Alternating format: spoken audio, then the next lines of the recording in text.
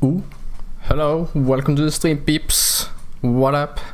Let's see now. This game is not suitable for children or those who are easily disturbed. Individuals suffering from anxiety or depression may not have a positive experience playing this game. Okay, I understand.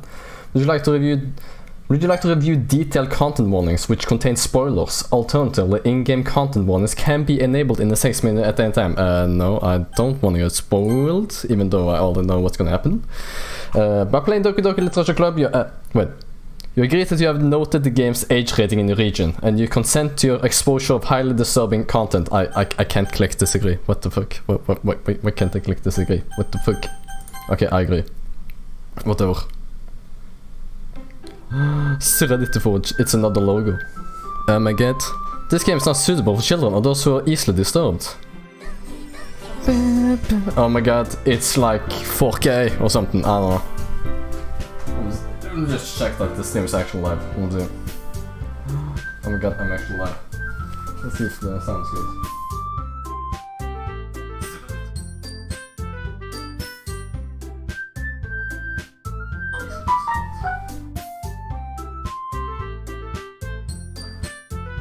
Okay, it seems like working. Probably. I can probably turn this a little bit more. Yo, Snowball, welcome to stream, man! Let me just turn it a little bit. There we go. I think that's a suitable level. There we go. Let's see here. Is everything as it should? Yep. I think seems fair. So let's just jump right into it. I don't think anything spooky will happen this stream, by the way. Like, oh, that is a sus full screen to have. What? Sus full screen to have? What do you mean sus full screen to have? What do you mean sus full screen? What do you mean by that? There's a sus full screen to have because of the fact that it's like a horror game or something. Like, I haven't played the original, but suspicious full screen anime girls. Oh, what you talking about, man? Like, just because they're anime girls, I'm not gonna do anything to them. Alright. Anyway, I have played the original before, but apparently this got new stuff and things, so I'm kinda curious. Oh, got a tan? Yeah, I was in southern France. Which, you can be mad at me for traveling during a pandemic, but you know, both the Norwegian government and the French one said, yeah, you can travel, so I was like, why not? And we wore face masks all the time. So, yeah. Gotta be in quarantine now, though. So that's kinda sad. Plus I was stuck in Amsterdam for 21 hours, so that was fun. Like the airport. So that was pretty fun. It was pretty fun being stuck in an airport for almost 24 hours. Very nice, very nice. Anywho, I don't know. Do you know much about this game, by the way? Like, I'm not gonna spoil anything on the thing, just in case someone watches this on YouTube and anything, but I'm just curious if you played this before or seen people play it. But anyway, let's just never seen it. Ah, okay, I see. Again, I'm not sure if anything spooky will happen, but it is a build-up to the spoopiness. So, oh, please say the name. Espen. Let's just put Espen. Why not? Why not? Let's put Espen. So, let's see. Hey! I see an annoying girl running toward me from the distance, waving her arms in the air like she's totally oblivious to any attention she might draw to herself. That girl is Sayori, my neighbor and good friend since we were children. Let me just add this, that if you feel like it's kind of boring, then you can of course just drop off if you want, or let's skip ahead after the stream, you know. And but I do highly recommend watching the next stream, because next stream I know for sure crazy shit's gonna happen, including horror shit. But this one is more a build-up, if that makes sense. Not trying to spoil anything, but just saying that it's nothing too exciting to happen except anime girls. So if you don't care about anime girls, which I don't see why you won't, but that girl is Sayori, my neighbor and good friend since we're children. You know, the kind of friend you never see yourself make it, but it just kind of works out because you know each other for so long. We used to walk to school together on days like this, but starting around high school, she will oversleep more and more frequently, and I will get tired of waiting up. But if she's going to chase after me like this, I almost feel better off running away. However, I just sigh and idle in front of the crosswalk and let Sayori catch up to me. I overslept again. But I caught you this time. Maybe, but only because I decided to stop and wait for you. You say that like you were thinking about ignoring me? That's mean, Espen. Oh. Fuck, I just realized I gotta do these stupid voices for like 3 or 4 hours. Well, if people stare at you for acting weird, then I don't want them to think we're a couple or something. Fine. But you did wait for me after all. I guess you don't have it in you to be mean even if you want to. What do we say, Sayori? We cross the street together and make our way to school. As we draw near, the streets become increasingly speckled with other students making their daily commute. By the way, Espen, have you decided on a club to join yet? A club? I told you already, I'm really not interested in joining the clubs. I haven't been looking either. That's not true. You told me you will join the club this year. Did I? I'm sure it's possible I did. In one of our many conversations where I dismissively go along with whatever she's going on about. Just check if the sound is good. Okay, sounds good. Sorry about that. I'm sure it's possible I did in one of our many conversations where I dismissively go along with whatever she's going about. Sarah likes to worry a little too much about me, when I'm perfectly content just getting by on the average while spending my free time on games and anime. Ah, shit. This game is like looking at me and shit. Like, I was literally just watching anime before playing this. I'm rewatching My Hero Academia, by the way. I was talking about how I'm worried that you won't learn how to socialize to have any skills before college. I think she's my only friend or something, if I remember correctly. Your happiness is really important to me, you know? And I know you're happy now, but I die at the thought of you becoming a NEET in a few years because you're not used to the real world. Uh-oh. I'm almost a NEET. The only difference is I got a job, so technically I'm not a NEET because I'm useful to society, but still. My character is a NEET, apparently. You trust me, right? Don't make me keep worrying about you. Alright. I'll look at a few clubs if it makes you happy. No promises, though. Will you at least promise me you'll try a little? Yeah, I guess I'll promise you that. Yay! But I let myself get lectured by such a carefree girl. More than that, I'm surprised I even let myself relent to her. I guess seeing her worry so much about me makes me want to ease her mind at least a little bit. Even if she does exaggerate everything inside of her head. The school day is as ordinary as ever, and it's over before I know it. As I pack up my things, I stare blankly at the wall, looking for an ounce of motivation. Where the fuck are the other students? Where's the teacher? What the fuck? Clubs. Sarah wants me to check out some clubs. I guess I have no choice but to start with the anime club. Classic, of course, the anime club. Hello! Oh, Sarah? Sarah must have come into classroom while I was spacing out. I look around and realize that I'm... Wait, what you playing tomorrow? The same game, like... I'm not gonna be able to finish this in one sitting, because I know the original game is about 6 hours. So I'm gonna be playing this for 3 hours now, I think? 3, 4, something like that.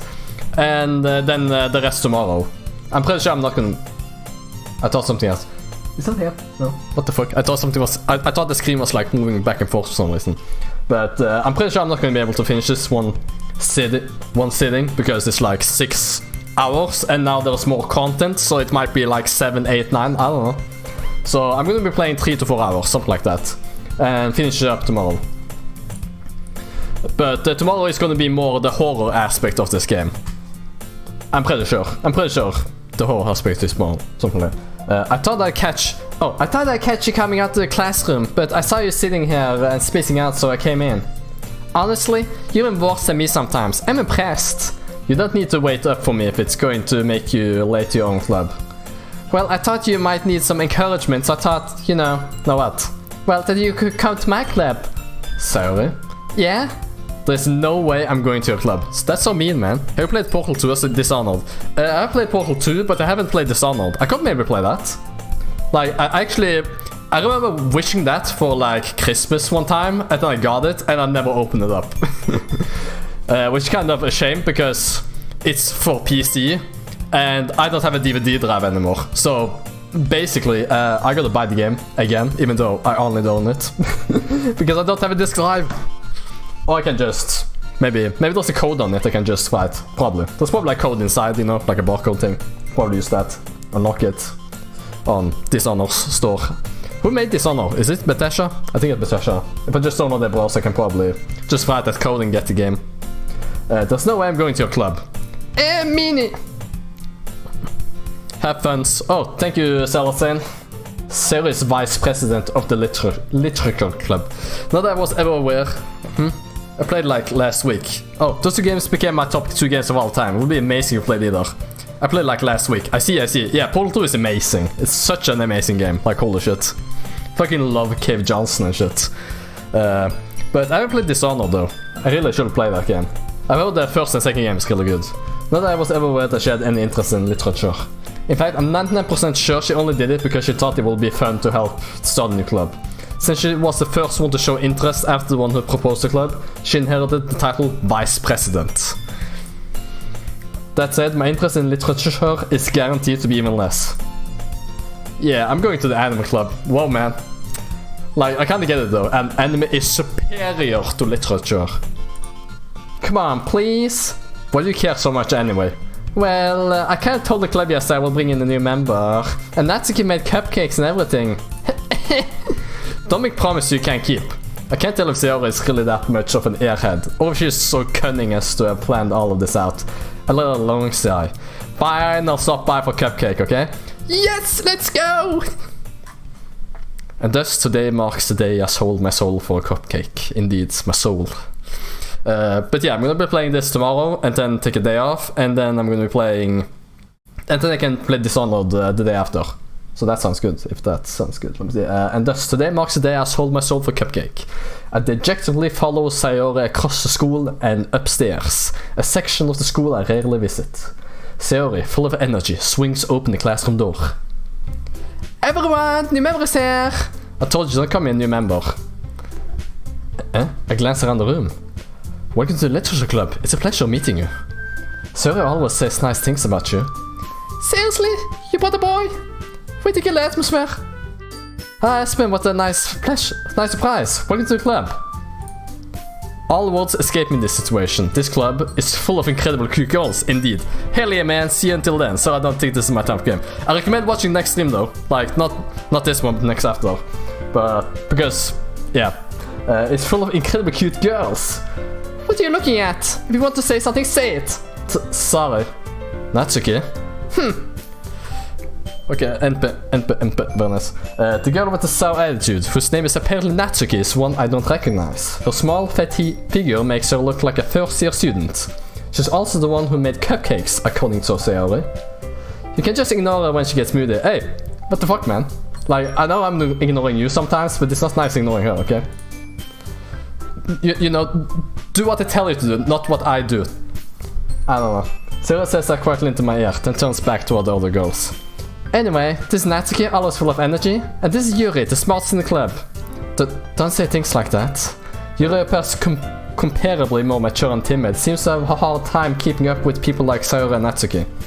Ah, well, it's nice to meet both of you. And it sounds like you already know Monika, is that right? That's right. It's great to see you again, Espen. Monika smiles sweetly. I freaking love that pose.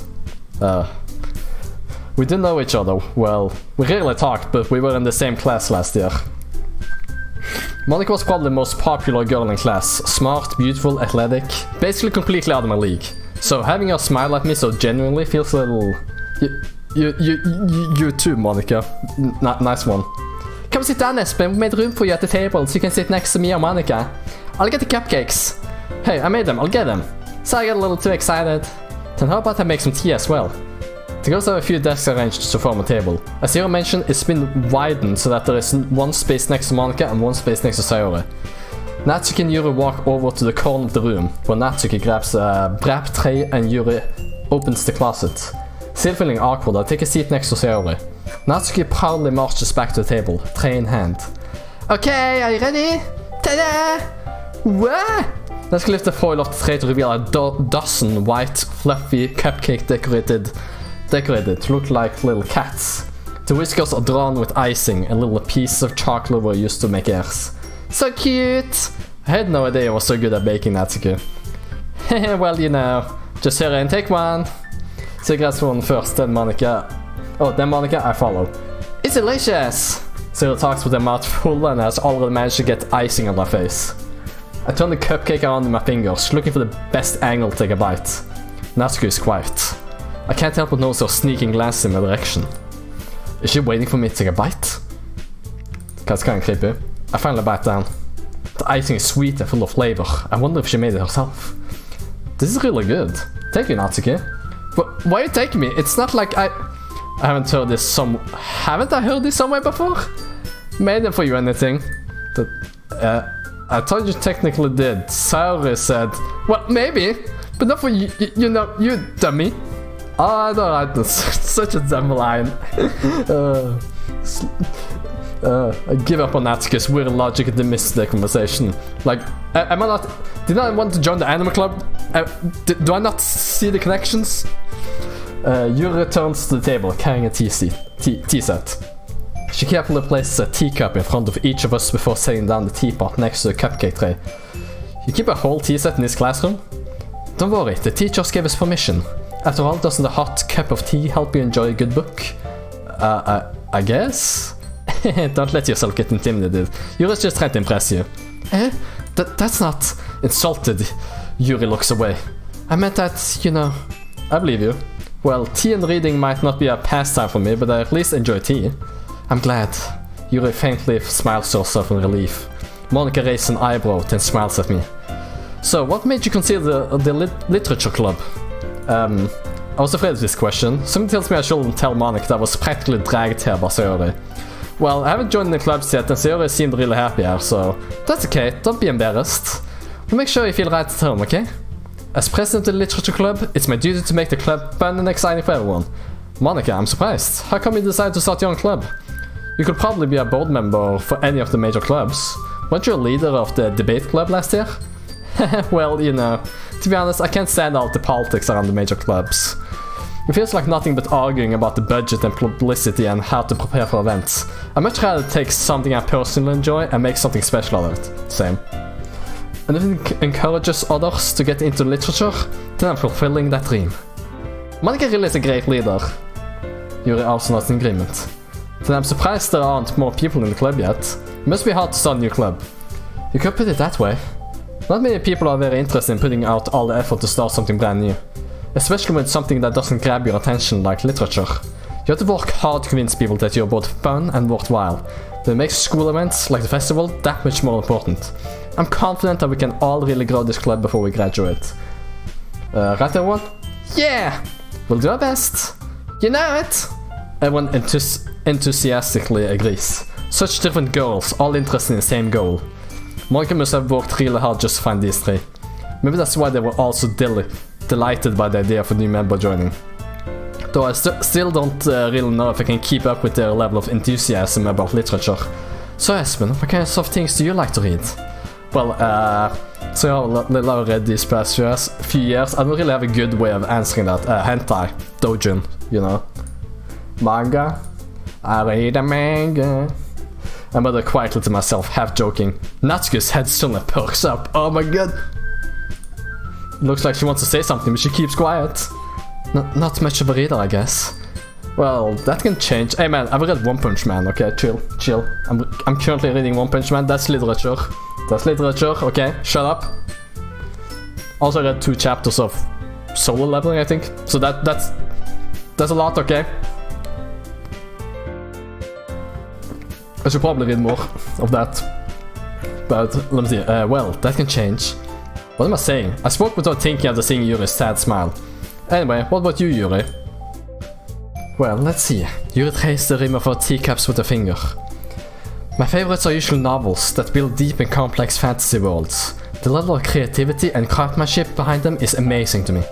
And telling a good story in such a foreign world is equally impressive. Yuri is clearly passionate about her reading. She seemed so reserved and timid since the moment I walked in, but it's obvious by the way her eyes light up that she finds her comfort in the world of books, not people. But you know, I like a lot of things. Stories with deep psychological elements usually immerse me as well. Same. Omori was a really good game. You should definitely go watch my Omori playthrough. Oh, I should probably also something like that. But yeah, you should definitely go check out more playthrough if you like psychological horror games like this. Stories with deep psychological elements usually immerse me as well. Isn't it amazing how a writer can so deliberately take advantage of your own lack of imagination to completely throw you for a loop? Anyway, I've been reading a lot of horror lately. I read a horror book once. then the conversation just stops like, oh, I read a horror book once, and it's like, oh, nice. And then we just stare at each other awkward like, I desperately grasp something I can relate to at a minimal level. At this rate, Yuri might as well be having a conversation with a rock. Exactly, I'm a rock. Really? I wouldn't have expected that, Yuri. For someone as gentle as you, I guess you could say that. But if a story makes me think, or takes me to another world, then I really can't put it down. Surreal horror is often very successful at changing the way you look at the world, if only for a brief moment. I hate horror. I kinda hate horror too, but there are some horrors which are good. Oh, what's that? Well, Natsuki's eyes dart over me for a split second. Never mind. That's right, you usually like to write about cute things, don't you, Natsuki? But what? What gives you that idea? You left a piece of scrap paper behind last club meeting. It looked like you were working a poem called Don't Say It Out Loud and Give Me That Back! Fine. Your cupcakes, your poems. Everything you do is just as cute as you are. Sil sidles up behind Natsuki and puts her hands on her shoulders. I'm not cute! Well, then why do you look so cute? Like, you're kinda contradicting yourself. Like, this is a paradox. Stop this. Saying you're not cute when you're cute, that's a paradox, man. Don't do that. I'm not yet! Natsuki, you write your own poems? Well, I guess sometimes. What do you care? I think that's impressive. Why don't you share them sometime? No! Natsuki rubs her eyes. You will like them. Not a very confident writer yet. I understand how Natsuki feels. Sharing that level of writing takes more than just confidence. The truest form of writing is writing to oneself. You must be willing to open up to your readers, exposing your vulnerabilities, and showing even the deepest reaches of your heart. Do you have writing experiences too, Yuri? Maybe if you share some of your work, you can set an example and help Natsuki feel comfortable enough to share hers. I guess it's the same for Yuri. I want to read everyone's poems. Well, sit in silence for a moment. I feel like Seo and Natsuki has got the same voice, but anyway. Okay, I have an idea, everyone. Huh? Nat. That's her short name. Nat. Natural and Yuri. Natsuki and Yuri look quizzically at one. Let's all go home and write a poem of our own. Then, next time we meet, we'll all share them with each other. That way everyone is even. Yeah, let's do it! Plus, now that we have a new member, I think it will help us all get a little more comfortable with each other and strengthen the bond of our club. Is that right, Espen? Monica smiles warmly at me once again. Hold on, there's still one problem. What's that? Now that we're back to the original topic of me joining the club, I bluntly come forth with what's been on my mind the entire time. I never said I would join this club. Oh shit. Sarah may have convinced me to stop by, but I never made any decision. I still have other clubs to look at, and I lose my train of thought. All four girls stare back at me with dejected eyes. Oh my god, oh no. Disappointment, angry. She doesn't look like she cares, but what the fuck is that mouth? Why do anime girls always get mouths like that? Mouths like that don't make any sense. Like, I'm sorry, but they don't make sense. They don't make any sense. But I'm sorry, I thought... Espen... Y'all... I'm defenseless against these girls. Oh no, how am I supposed to make a clear decision when it's like this? Oh no! That is, if I'm writing poems, it's the price I need to pay in order to spend every day with these beautiful girls. Right, okay, I've decided then. I'll join the literature club. One by one, the girl's eyes light up. Yes, I'm so happy! Sil wraps her arms around me, jumping up and down. Hey, you really did scare me for a moment. You really just came for the cup because I will be super pissed. Then that makes it official. Welcome to the literature club. Thanks, I guess. Okay, everyone. I think with that, we can officially end today's meeting on a good note. Everyone remember tonight's assignment. Write a poem to bring to the next meeting, so we can all share. Monica looks over at me once more. Espen, I look forward to seeing how you express yourself. yeah. Can I really impress the class star Monica with my mediocre writing skills? I already feel the anxiety welling up inside me. Meanwhile, the girls continue to chit-chat as Yuri and Natsuki clean up their food. Hey Spin, since we're already here, do you want to walk home together? That's right, Sarah and I never walk home together anymore because she always stayed after school for clubs. Sure, might as well. Yay! I freaking love this song.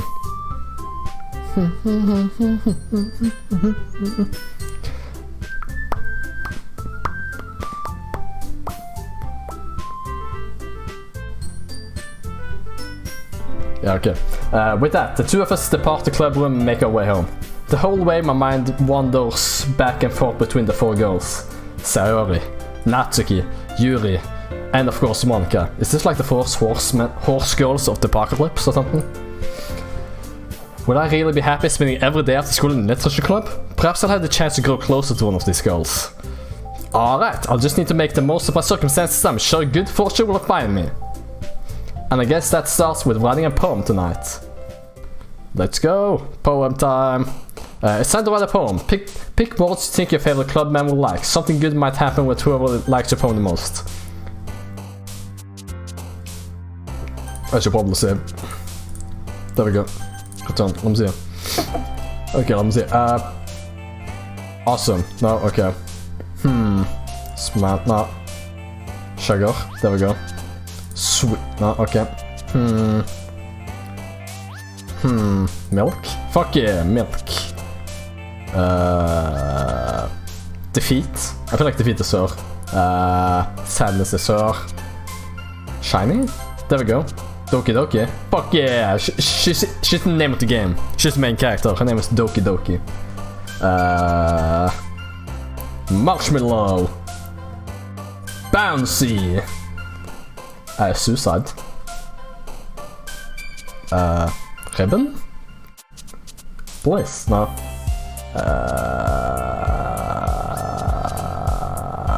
Hop? Fuck yeah, hop.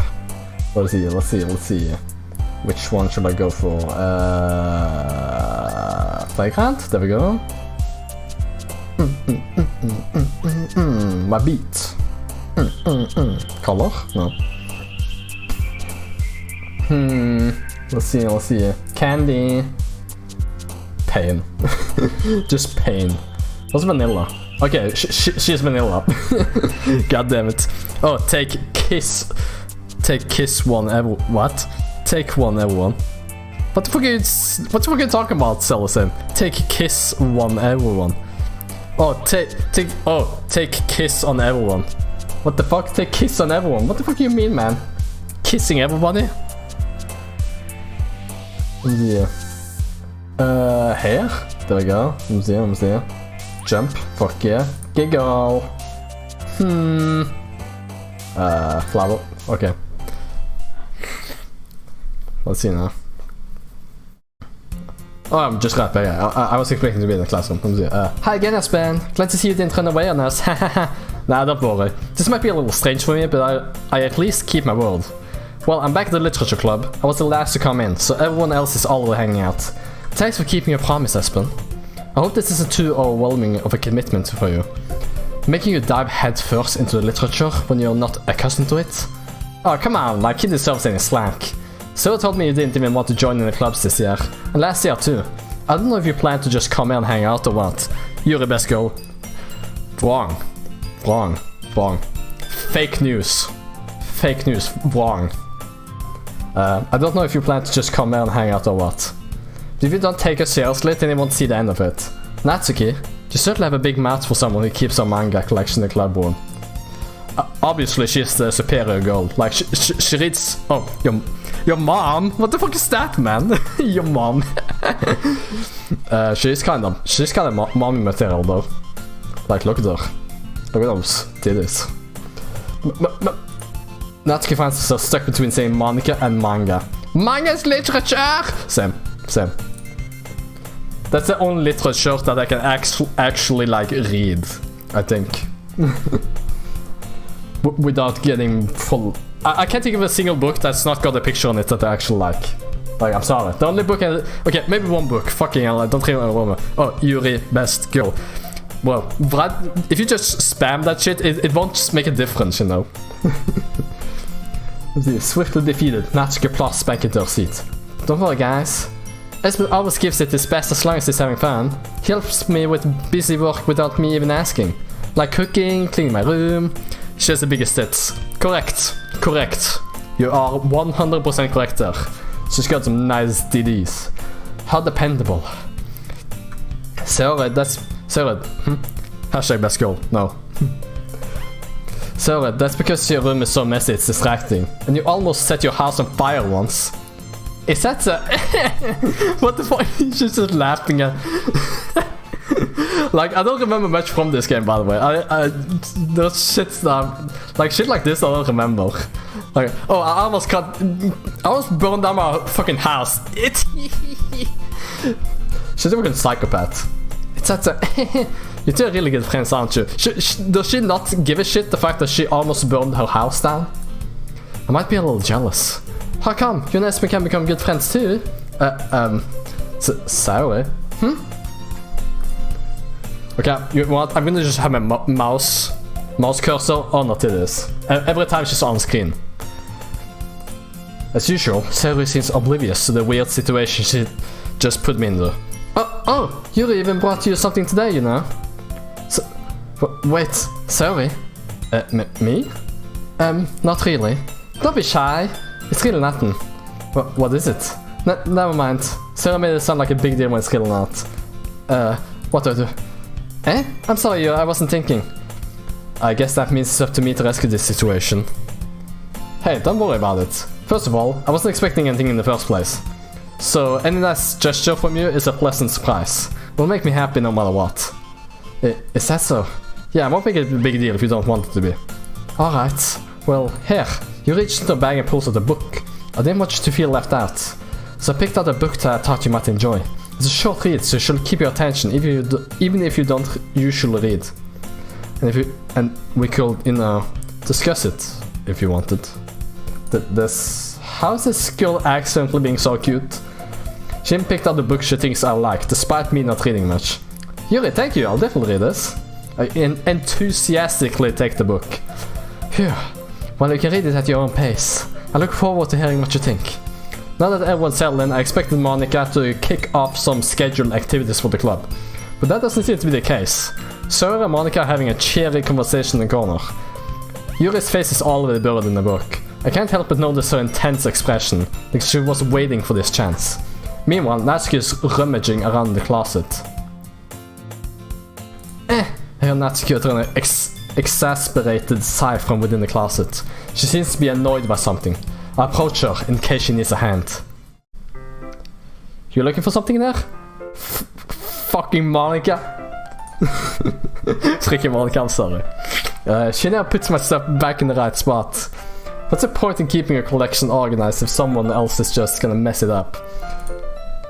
Natsuki slides a bunch of stacked books and boxes across the shelf. Manga. You read manga, right? Sometimes. Manga is one of those things where you can't admit you're really into it until you figure out where the other person stands. How did you know anyway? I heard you bring it up at some point. Besides, it's kind of written on your face. Ah, shit! Busted! What's that supposed to mean? I see. There's a lone volume of manga amidst a stack of various books on the side of the shelves. Curious, I pull it out of the stack. There it is! Natsuki snatched it out of her hand. She then turns to a box of manga and slips the volume right into the middle of the rest. Ah, much better. Seeing a box set with one book missing is probably the most irritating sight in the world. I know that feeling. I get a closer look at the box set she's admiring. Prophet Girls? It's a series I've never heard of in my life. That probably means it's either way out of my demographic or it's simply terrible. It's terrible, sorry. So Natsuki, I don't expect her to have good taste. That's all I'm gonna say. If you're gonna judge, you can do it through the glass on that door. Oh, she wants to glass on the door. Hey, I wasn't judging anything. I didn't even say anything. It was the tone of your voice. But I'll tell you one thing, Espen. Consider this a lesson straight from the literature club. Don't judge a book by its cover. In fact, this was the first volume of Prophet Girls from the box. I'm gonna show you exactly why. Shows the book right into my hands. I said cover. It features 4 girls in colorful attire striking animated feminine poses. Is this like a female JoJo thing? It's exceedingly moe. Don't just stand there. Natsuki grabs my arm and pulls me out of the closet. Ah, shit. She pulled me off the closet, guys. Ah, shit. Is gay. She then takes a seat against the wall, beneath the window sills. I just noticed this. Fucking China is there. What the fuck? Where's the rest? Where's that Japan? Like, why is China up there? Only China. Like, I don't know if it was only Japan or something, but I don't think even Japan is there. What the fuck? She spats on the ground next to her, signaling me to sit there. Won't chairs be more comfortable? I take my seat. Chairs won't work. We can't read at the same time like that. Why is that? I guess it's easier to be closer together like this. Don't just say that. You make me feel weird, but Natsuki crosses her arms and scooches an inch away from me. Sorry, I didn't exactly expect to be sitting this close to her either. Not that I can say it's a particularly bad thing. I open the book. It's only a few seconds before Natsuki once again inches closer, reclaiming the additional space while she hopes I won't notice. I can feel her peering over my shoulder, much more eager to begin reading than I am. Wow, how long has it been since I read the beginning? Huh? You don't go back and flip through the older volumes every now and then? Not really. Maybe sometimes after I already finished the series. What the hell? Hey, are you paying attention? I am, but nothing's really happened yet, so I can't talk at the same time. It looks like it's about a bunch of friends in high school. Typical slice of life affair. I fucking hate slice of life, sorry. I kind of grew out of this since it's rare for the writing to be entertaining enough to make up for the lack of plot. Exactly. I do enjoy watching YouTube clips of them though, but watching full animated slice of lives, fucking boring.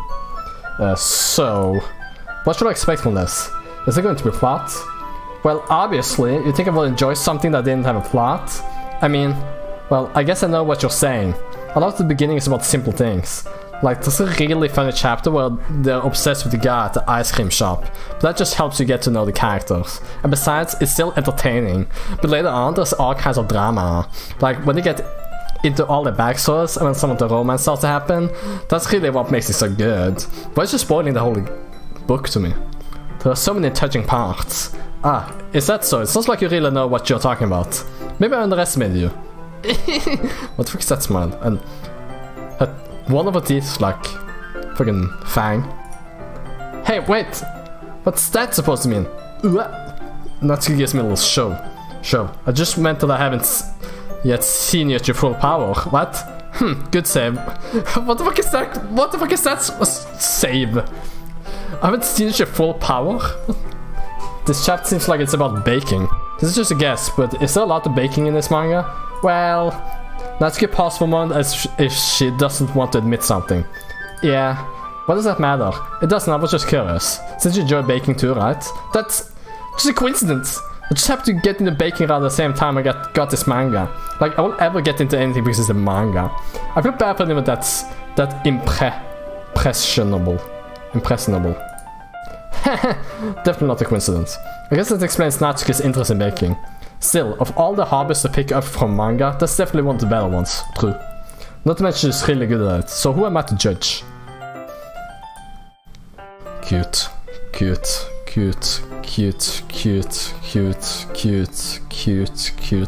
Read on for a few more moments. Let me just pat. Points eye. I don't know, sticker eye, I don't know. Ah, she's not hanging around at the moment. What the fuck, man? Who are we talking about, Natsuki? Read on for a few more minutes. I finished a couple chapters at this point. Are you sure this isn't boring for you? It's not!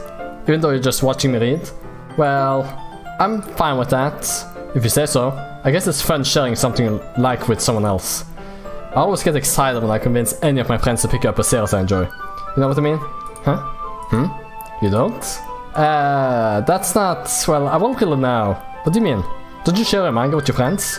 Could you not rub it in? Haha, she doesn't have any friends. Loser.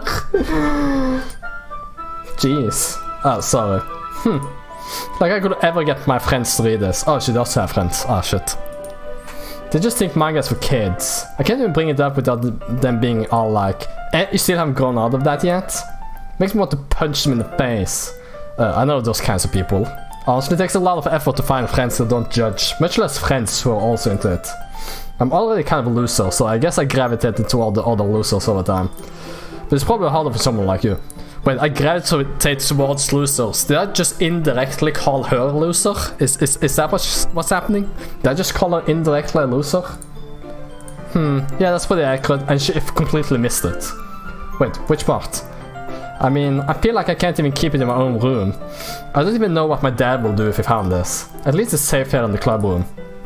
Except Monica was kind of a jerk about it. I just can't win, can I? Well, it paid off in the end, didn't it? I mean, here I am, reading it. Well, it's not like that solves any of my problems. Maybe, but at least you're enjoying yourself, right? So... Jeez, that's enough. Are you gonna keep reading or what? Yeah. I flipped the page. Suddenly Natsuki starts laughing. I totally forgot that happens. Natsuki puts a finger on one of the panels. Minori is my favorite character. Minori.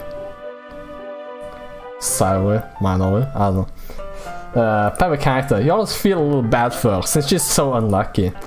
But it gets especially bad when... I shouldn't be talking about that yet. Just finish this chapter.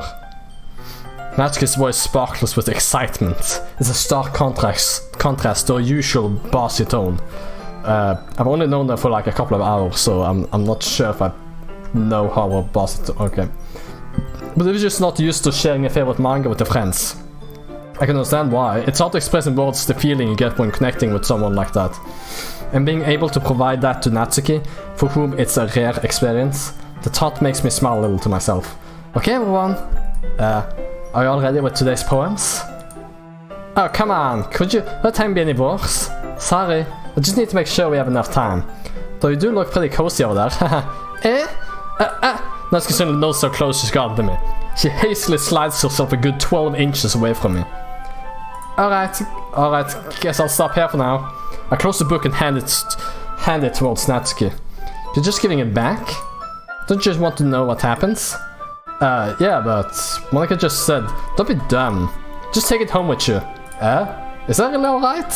I said that mostly because I really didn't plan on using my spare time to read this. Well, of course. It would take forever to finish it if you didn't take it home. Forever? It takes like half an hour at max. Pretty one book thing, I don't know. Or 20 minutes, something like that, I don't know. It will take forever to finish it if you didn't take it home.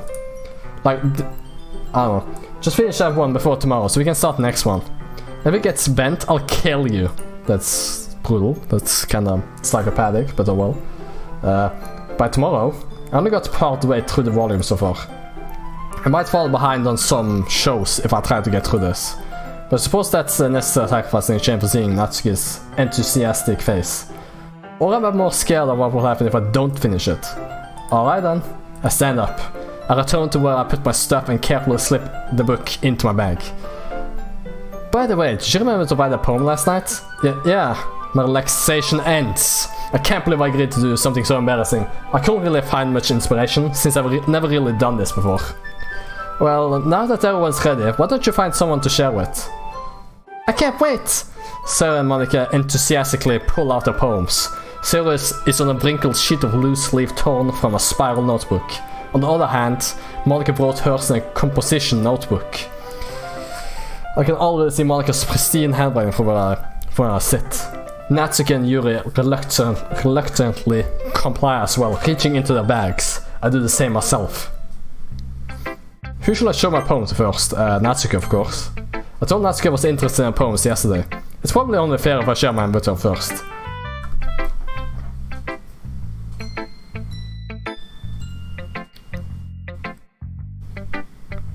Good vibes. Okay, well, let's start with the things I don't like.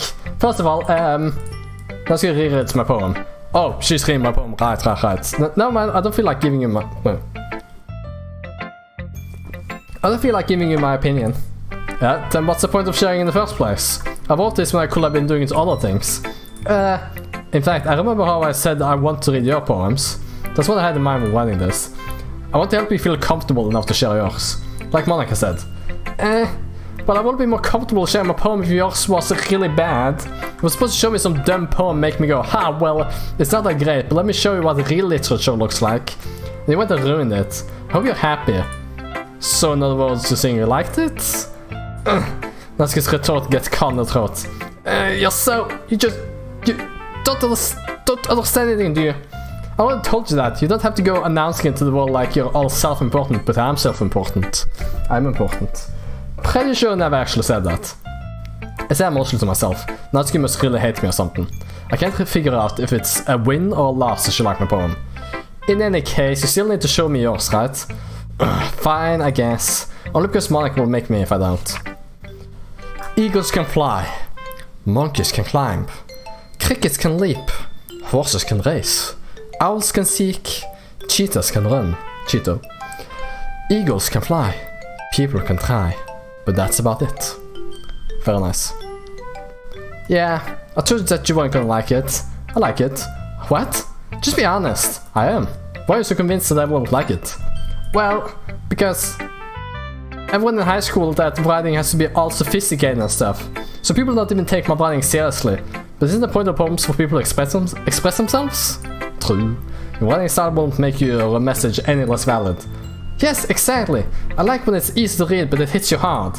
Like in this poem, seeing everyone around you do great things can be really disheartening. So I decided to write about it. Yeah, I understand. But the other nice thing about simple writing is that it puts more weight on the wordplay. Like I set up for a rhyme at the end, but then made it fall flat on purpose. Helps to bring out the feeling in the last line. So you did. I guess more went into it than I realized. That's what it means to be a pro. Fuck yeah. I'm glad you learned something. Didn't expect that from the youngest one here, did you? Yeah, guess not. I decided to humor her with that last comment. I don't really care how old everyone is, but if Natsuki is feeling proud, then I won't take that away from her. Who's on my poem next to? Monica. Hi Espen. Having a good time so far? Yeah. Good, glad to hear it. By the way, since you're new and everything, if you ever have any suggestions for the club, like new activities or things we can do better, I'm always listening. Don't be afraid to bring things up, okay? Alright, I'll keep that in mind. Of course, I'll be afraid to bring things up. I'm much better off just going with the flow until I'm more settled in. Anyway, want to share a poem with me? It's kind of embarrassing, but I guess I have to. Heh, don't worry Espen, we're a little embarrassed today, you know. But it's that sort of barrier that we'll all learn to get past soon. Yeah, that's true. I had Monica my poem. I like it, Espen. Really? It's a lot cuter than I expected. Oh, jeez. No. It kind of makes me think of something Natsuki would write. And she's a good writer too. So take that as a compliment. If you say so. Yep. There are lots of poems or stories out there that are no more than a few simple words. They can be funny, endearing, or even sad. And sometimes they're only a few lines long. They might even feel like they're written for kids, but if you think about them, they can express views of the world that would apply to anybody. I see. So you're saying that Natsuki is kind of like that? Sort of. Maybe she's not an expert, but you probably won't find much filler in her poems. They might be easy to write, but they're super challenging to get the meaning through. So I can see why it will be your kind of poem to explore. I'm sure I'll end up trying different things a lot. It could take a while before I feel comfortable doing this. It's okay. I'd love to see you try new things. That's the best way to find the kind of style that suits you. Everyone else might be a little bit biased toward their own kinds of styles. They'll always help you find what suits you the most. So don't force yourself to write the way everyone else wants you to write. It's not like you have to worry about impressing them or anything. Anyway, do you want to read my poem now? Don't worry, I'm not very good. Because I'm pretty confident for someone who claims to not be very good. Well, that's because I have to sound confident. It's like, oh, I'm not really good. And then it's like a 20 page poem thing. Well, that's because I have to sound confident. That doesn't mean I always feel that way, you know. I see. Well, let's read it then. Yep, look, 20 pages. Hole in wall. It couldn't have been me. See the direction a spackle protrudes. A noisy neighbor. An angry boyfriend. I'll never know. I wasn't home. A parents have a clue. No, I can't see. A real. Blind. Like a film left out in the sun. But it's too late. My retinas. Already scorched with a permanent copy of the meaningless image. Shia LaBeouf. It's just a little hole. It wasn't too bright. It was too deep, stretching forever into everything. A hole of infinite choices. I realized now that I wasn't looking in. I was looking out. And he, on the other side, was looking in. Shia LaBeouf. I'm sorry. So, what do you think? It's very freeform, if that's what you call it. Sorry, I'm not really the right person to ask for feedback. That's okay. Yeah, that kind of style has gotten pretty popular nowadays. That is, a lot of poems have been putting emphasis on the timing between words and lines. When performed out loud, it can be really powerful. What was the inspiration behind this one? Well, I'm not sure if I know how to put it. I guess you could say that I had some kind of epiphany recently. It's been influencing my poems a bit. An epiphany? Yeah, something like that. I'm kind of nervous to talk about deep stuff like that because it's kind of coming on strongly. Maybe after everyone is still friends with each other. Anyway, here's Monica's writing tip of the day. Sometimes when you're writing a poem or a story, your brain gets too fixated on a specific point. If you try so hard to make it perfect, then you'll never make any progress. Just force yourself to get something down on the paper and tidy it up later. Another way to think about it is this. If you keep your pen in the same spot for too long, you'll just get a big dark puddle of ink. So just move your hand and go with the flow. That's my advice for today. Thanks for listening. Thanks, Monica. You always know what to say. Should probably say. Yes. Let's see, what should I put next? Say over. Oh my goodness, this is so good, Espen. I love it. I had no idea you were such a good writer. Sorry, you must be seriously overreacting. I'm not a good writer at all. I honestly have no idea what I'm doing. Well, maybe that's why. Because I have no idea what I like either. Jeez. I'm sure the jury's opinion has to be a little more constructive than this. I'm sure you don't like it because I wrote it. Well, I'm sure that's part of it. I think I understand you better than a lot of other people, you know. So when I read your poem, it's not just a poem. It's a Espen poem. It's not an Espen. It's an Espen poem. No, it's a. Does she know how to make English sentences? Like, what the? It's supposed to be an N, not an A. Like, does it? Does the consonant there doesn't? Anyway, and that makes it feel extra special. Like I can feel your feelings in it. Sarah hugs the sheet against her chest. You're so weird, Sarah. I'm really happy it's just that you wrote one. It just reminds me of how we really are part of the club now. Not to mention the fact that I'm standing in front of you in the club room. Well, of course. I'm not really into it yet, but that doesn't mean I will break my promise. See? It's like I said before, Espen. Deep down, you're not selfish at all, you know? I'm selfish. Trying new things like this for other people, that's something that only really good people do. Thanks, Sarah. I'm not sure if Sarah sees the full picture of my motive here. Then again, I can't deny that she's part of the reason I joined. Knowing how much this means to her and all. Yeah, and I'm gonna make sure you have a lot of fun here, okay? That will be my way of thanking you. Alright, I'm going to hold you to that then. Yay! Now you'll read my poem too, right? Don't worry, I'm really bad at this. We'll see about that. Ooh.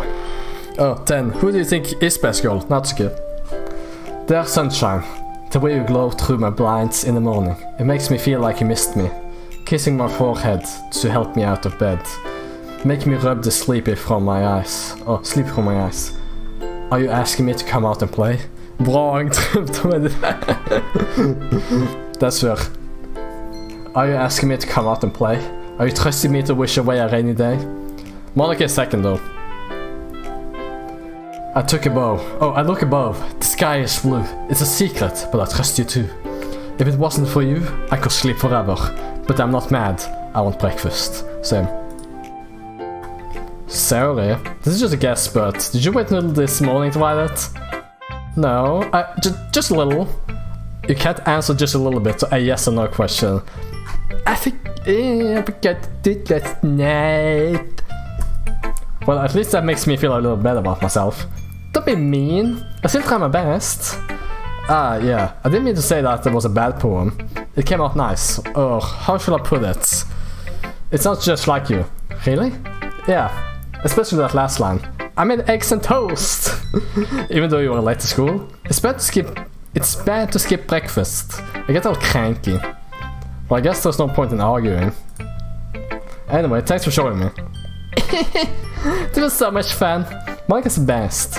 Yeah, but next time I won't forget. I'm gonna write the best poem ever. Well, I guess I can look forward to it. Who should I show my poem next? I wonder who I should show my poem to.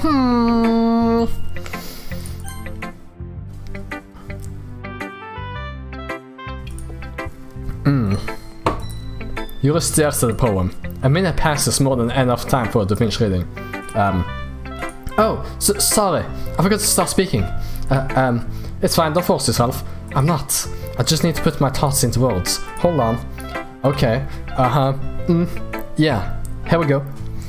This is your first time writing a poem, right? Yeah. What do you ask? I'm just making sure. I guess that it might be after reading through it. So it's that bad. No! Did I just raise my voice?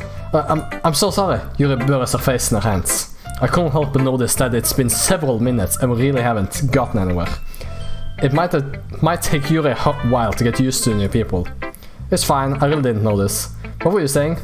Right, it's just that there are specific writing habits that are usually typical of new writers, and having been through that myself, I kind of learned to pick up on them. I think the most noticeable thing I recognize in new writers is that they try to make their style very deliberate. In other words, they tend to pick up writing styles separate from the topic matter, and they form fit the two together.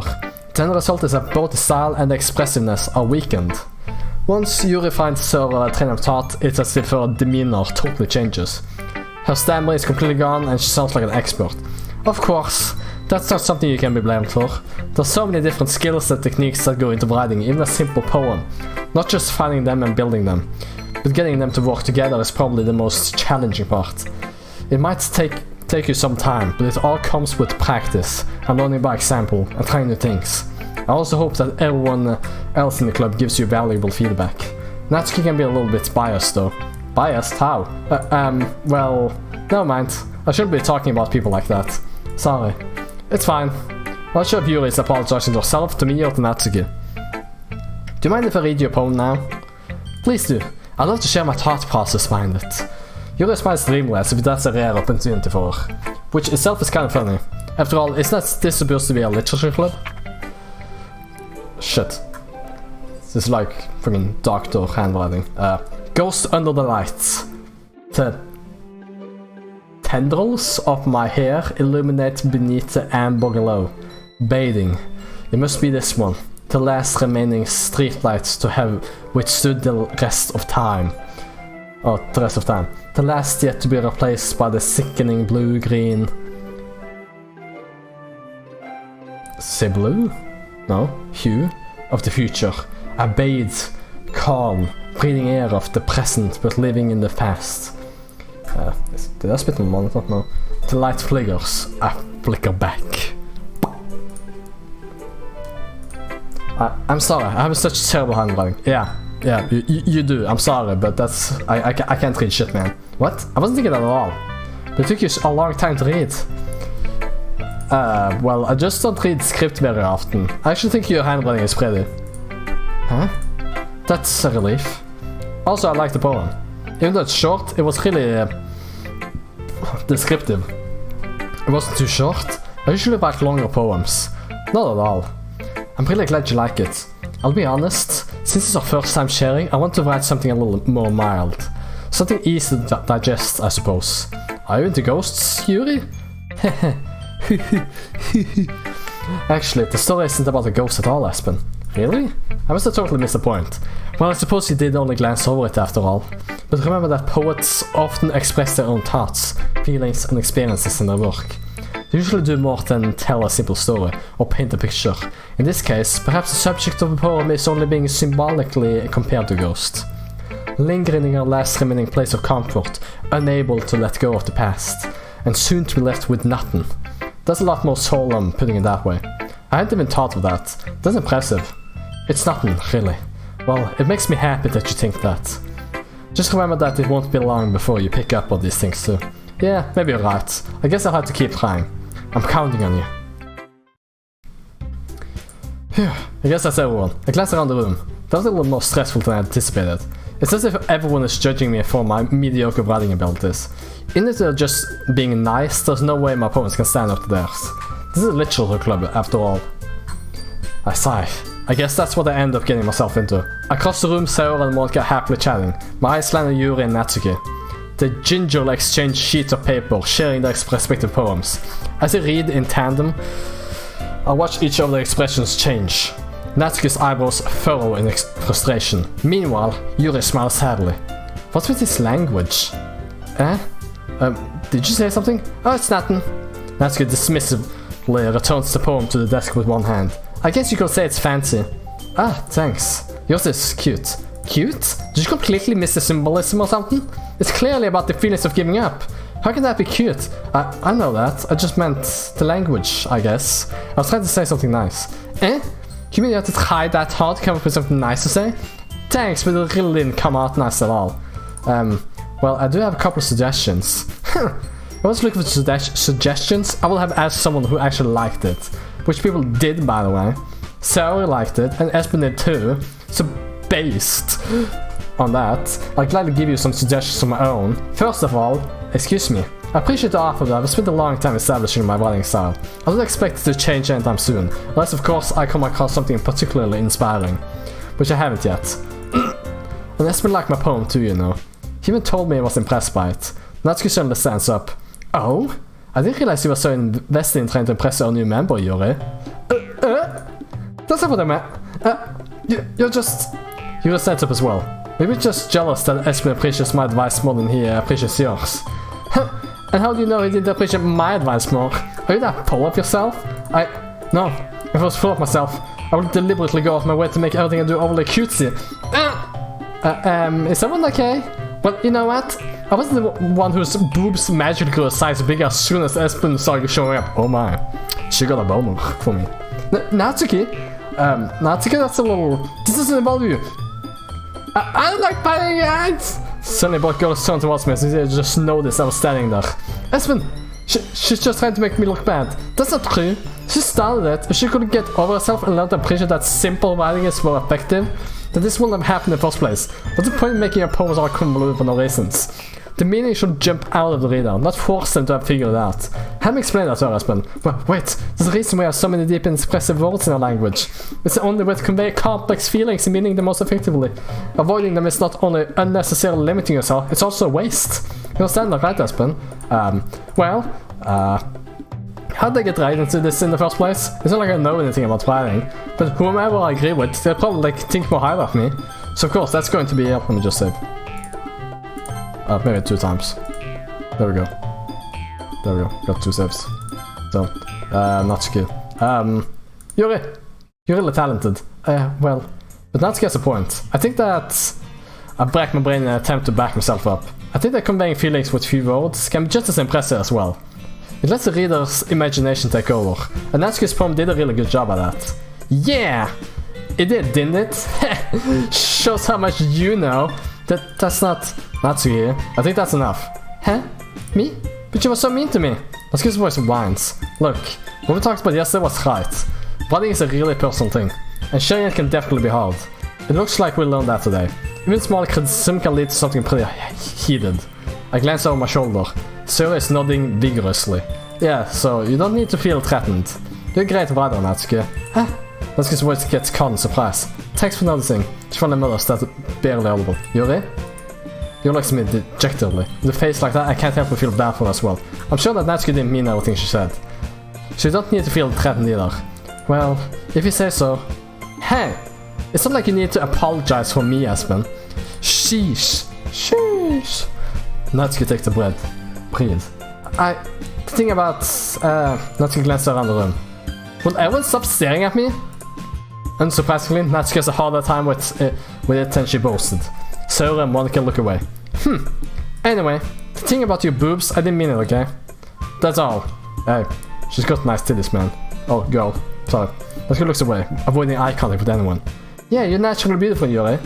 Sally? I'll go make some tea. Eh? Well, she's trying to help. I'm sure she appreciates it, Sally. I put her on the shoulder. Did I put her on my shoulders? Am I carrying her? Am I just standing there carrying her on my shoulders while talking to Monica now?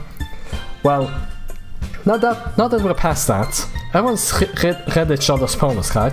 Hope that it was worthwhile for everyone. Especially you, Espen. And to be honest, it's a nice change of pace from the lazing around we got a little used to. So my joining the club was responsible for ruining the atmosphere. No, not at all, not at all. There's still time before we go home. So we'll all relax for a bit. Of course, besides chatting, we do literature-related things in Club 1. So maybe... I'm sorry. So maybe you can take the chance to pick up a book or do some writing. After all, that's what the club is for. I disagree, Monica. About what? That's not the most important thing about the literature club. The most important thing is having fun. Of course.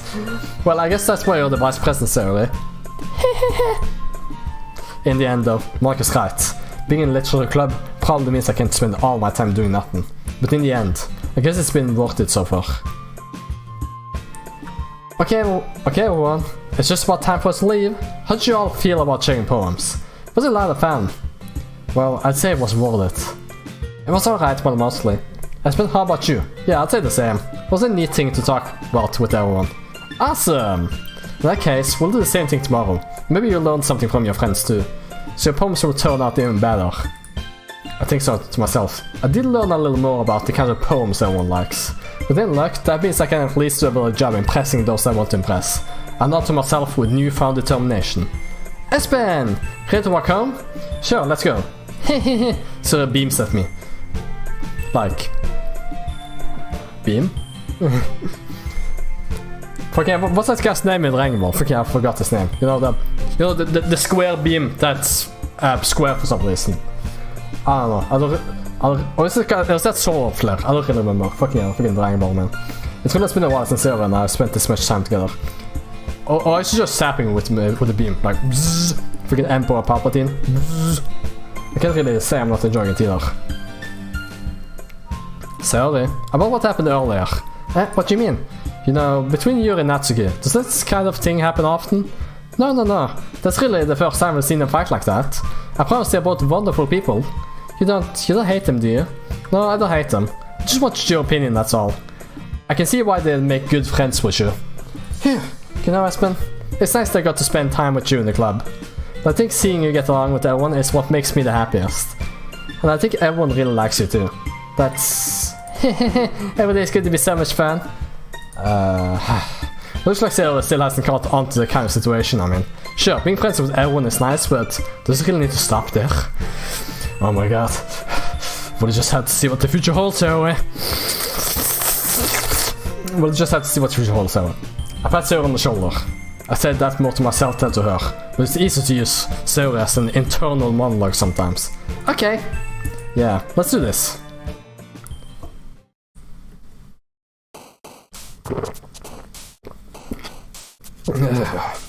Let's see here, which one will work? Bubbles? Let's see, romance. Oh.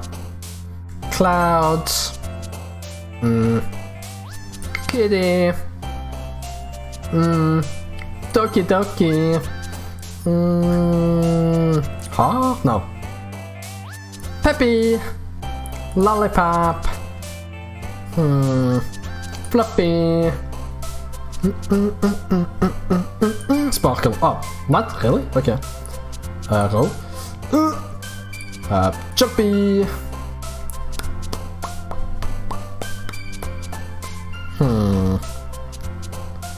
Should probably save just in case I mess up. Let me see. Let's save this one.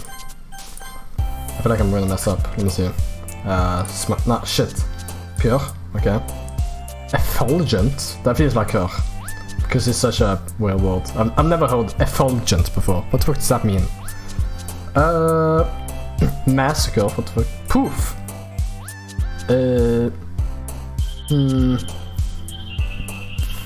Candy. Dance. Shit. Cute. Strawberry. Kawaii. I like the fact there was so many English words, and then it's like Doki and kawaii. Another day passes. Of course, the manga reader. Of course, those words go to the manga reader now. Another day passes, and it's time for the club meeting already. I've gotten a little more comfortable here over the past couple of days. Entering the club room, the usual scene greets me. Hi, Espen. Yo, sorry. Looks like you're in a good mood today. I'm just still not used to you being in the club, that's all. I see. That's a pretty simple thing to get you in a good mood. But I guess it's always the simple things with you anyway. Speaking of which, I'm kinda hungry. Will you come with me to buy a snack? No thanks. That's not like you at all. I have my reasons. But don't we take a look at your purse, Saori? Why that all of a sudden? No reason really. I just want to look at it. Am I snatching your purse? Am I stealing the purse? Saori knows how to retrieve a coin purse. She pummels with the latch and gets it open. Then she turns it upside down and lets its contents spill onto the desk. It's probably nothing. Only 2 small coins fall out. I knew it. I can see right through you, Saori. I see through the lies of the Jedi. That's not fair. How did you even know? It's simple. If you had enough money in the first place, you would have bought a snack before coming to the club room. So either you're not hungry and want the excuse to take a walk, or you plan to conveniently forget that you spent all your money so that I will lend you some. But there's one more thing. You're always hungry. And so, that only leaves one option. I give up! Don't make me feel guilty! You feel guilty, that means you deserve to feel guilty. You assume the giggles. I didn't notice that she was listening. Her face in the book as always. I wasn't listening to anything. I was just something in my book. Yuri, tell Espen to let me borrow some money. Don't get me involved like that, Saori. Besides, you should only buy what you can responsibly afford. And frankly, after pulling a mischievous little stunt like that, your suffering is fair enough retribution. Supper. They're just... I didn't mean that. I got too absorbed into my book. I really like when you speak your mind, Yuri. She's like fucking Palpatine, man. She's like a Sith Lord. I know it. Look at her. She's like a Sith Lord. Fucking gonna kill everybody. It doesn't happen much, but it's the fun side of you. There's no way you could think that. You're right though. I did something bad, now I have to accept the retribution. Revolution. So they're coming from you, Saori. I guess there's a little devil inside all of us, isn't there? Don't let her fool you. Saori knows exactly what she's doing. True. After all, she told you guys she was bringing me to club before she even told me. But you wouldn't have come if it were for the cupcakes. So I had to trick Natsuki into making them. Come on, give me more credit than that, Saori. Out of nowhere, something smacks Saori in the face and tumbles onto the desk. Jesus Christ, what the slapped her? Yeah! Ow! What was... a cookie? Sure enough, it's a giant cookie wrapped in plastic. Saori glances around. Is this a miracle? It's because I paid my restitution. Retribution. Actually, that one almost worked. I was just gonna give it to you. But then I heard you blab about the cupcakes. It was totally worth seeing your reaction though. Natsuki, that's so nice of you. I'm so happy. Saori hugs the cookie. Jeez, just eat it. I'm pretty sure cookie isn't enough nutrition to last the day, but okay. Saori rapidly tears open the wrapper and takes a big bite. So good. Saori suddenly claps her hands over her mouth. I'm happy dying! You're going through a lot of just one cookie. Natsuki takes a bite of her own cookie. Yours looks really good too, Natsuki. Can I try it? Jeez, beggars can't be choosers. But yours is chocolate. What do you think I give you that one? Fine. Still, I'm really happy that you share this one with me. So gets out of her seat and goes behind Natsuki and wraps her arms around her. Jeez, I get it. Cookie still in hand, Natsuki reaches up to nudge Saori off of her. Saori suddenly leans down and takes a bite out of Natsuki's cookie. Hey, what the fuck? Did Saori just do that? Oh my god. Saori is spreading COVID. Oh no, she's eating other people's food. Did Saori just do that? Mouthful, Saori trots away to safety. You now laugh as well. Jeez, you're such a kid sometimes. Monica, can you tell Saori? Natsuki glances around. Monica's in the club room. Where's Monica anyway? Good question. Have any of you heard anything about her being late today? Not me. Yeah, I haven't either. That's a bit unusual. I hope she's okay. Of course she's okay. She probably just had something to do today. She's pretty popular after all. You don't think she has a...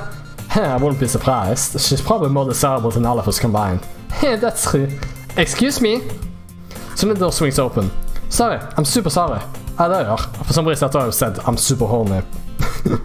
I'm so sorry, I'm super horny. There you are. I didn't mean to be late. I hope you guys weren't worried or anything. Monica chose the club over a boyfriend after all? She's so strong-willed. But boyfriend? What on earth are you talking about? Monica quizzically glances at me. Am I boyfriend? No, never mind that. What held you up anyway? Well, my last period today was study hall. To be honest, I kind of just lost track of time. That makes no sense though. You will have heard the bell ring at least. I must not have heard it since I was practicing piano. Piano? I wasn't able to play music as well, Monica. I don't really. I kind of just started recently. I always want to learn piano. That's so cool! You should play something for us, Monica. That's, Monica looks at me. Maybe once I get a little bit better I will. Yay! That sounds cool. I'd also look forward to it. Is that so? In that case, I won't let you down, Aspen. Monica smiles sweetly. I didn't mean any pressure or anything like that. Don't worry, I've been practicing a whole lot recently. And I'll really love the chance to share once I'm ready. I see. In that case, best of luck. Thanks. So I didn't miss anything, did I? Not really. I choose to leave out Sayori's mischievous escaped. I'm sure Natsuki will end up complaining to her anyway. It looks like everyone has already settled down. Sayori somehow already finished her entire cookie. Yuri is back to her book, and Natsuki disappeared into her closet. It's not long before Natsuki comes up to me expectantly. Yeah, don't worry, I kept my promise. I pull the first volume of Perfect Girls out from my bag. Natsuki takes it from my hands, then quickly turns it over, presumably to check for wrinkles. Hey, I'm not that careless. I handle manga all the time, you know. I just want to make sure. Can you blame me for being paranoid? I don't give people my manga every day, you know. That's true. I don't blame you. Well, anyway, let me put this one back. I'm gonna get the next one, okay? Natsuki makes her way to a closet. I follow. So you're gonna tell me everything you thought, right? Where did this volume leave off again? I forgot. The chapter ended when Minoru and Alice found Monica! Natsuki's more senses out from inside the closet. Appear inside. All Natsuki's books are lined up on the top shelf. Did you move my manga again? Sorry. The teacher got mad at me for taking up so much space in the closet. So I had to move some stuff around and clean up a little bit. It's all still there. I just had to organize it a bit. The top shelf is far above Natsuki's head. She makes a futile hop, trying to figure out how to reach a manga. Jeez! This is inconvenient. I'm moving this all back down. Okay. Let me see. How do I do this? Forget about it. I'll fix it later. Let me see. I'm moving this all back down. There's plenty of room on these shelves. And besides, they're really pretty to look at when they're all lined up. Why would you waste that on the top shelf? Natsuki. There's a stool on the wall there. In the closet, there's a collapsible stool that's hanging on the wall. If you want, I can reach up there and hand them to you. I can get them myself. Natsuki grabs the stool from the wall and unfolds it. You think I'm too short or something? I mean, I knew it! Well, you know what? Just watch me. Natsuki hops onto the stool, which ends up being a little wobbly because of its collapsible design. Careful. I know what I'm doing. Staying on the stool, Natsuki's fingertips reach the top shelf. The stool will be enough for me to easily grab the books, but Natsuki is being stubborn as usual. Natsuki uses her fingers to scoot one of the smaller boxes to the edge of the shelf. See? Yeah! The box suddenly tips. Natsuki barely catches it before it falls to the floor. The stool wobbles. Losing balance, Natsuki hops up the stool. Thankfully, she was able to stay on her feet. She holds the box triumphantly. There! Having almost fell, Natsuki's a bit shaken up. Jeez, no need to prove yourself to me.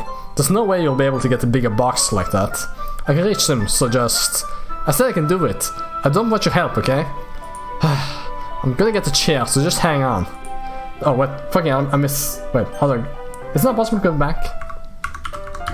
Or is that a... history? There we go. I'm gonna get the chair, so just hang on. Let's get forced her way past me out of the closet. There we go. Let's see. The classroom with chairs have the desks attached, so they are too inconvenient to fit into the closet. Aha! Let's get tossed over to the teacher's desk, which has a computer chair behind it. She rolls it on its wheels back over the closet. It's a little dangerous since the chair swivels and rolls, but I've already learned my lesson, so I keep my mouth shut. Ush. Natsuki climbs onto the chair, then slowly balances onto her feet. Since she refuses my help, I take a seat with my back against the side of the doorway and simply watch. That ass. There we go. See, I can easily do it now. Natsuki grabs a stack of manga and bends down to put it on the shelf below. What? The chair swivels. Natsuki catches herself on the shelf. What are you doing? Can you at least hold the chair steady instead of sitting and doing nothing? Who was it who told me not to help? Yeah, I got you. I hold the chair while Natsuki reaches back up. I can almost see up her skirt. Do it. Do it. Do it. Good. I forced myself to turn away. Natsuki seriously didn't think this through. Once she realizes, I'll be dead.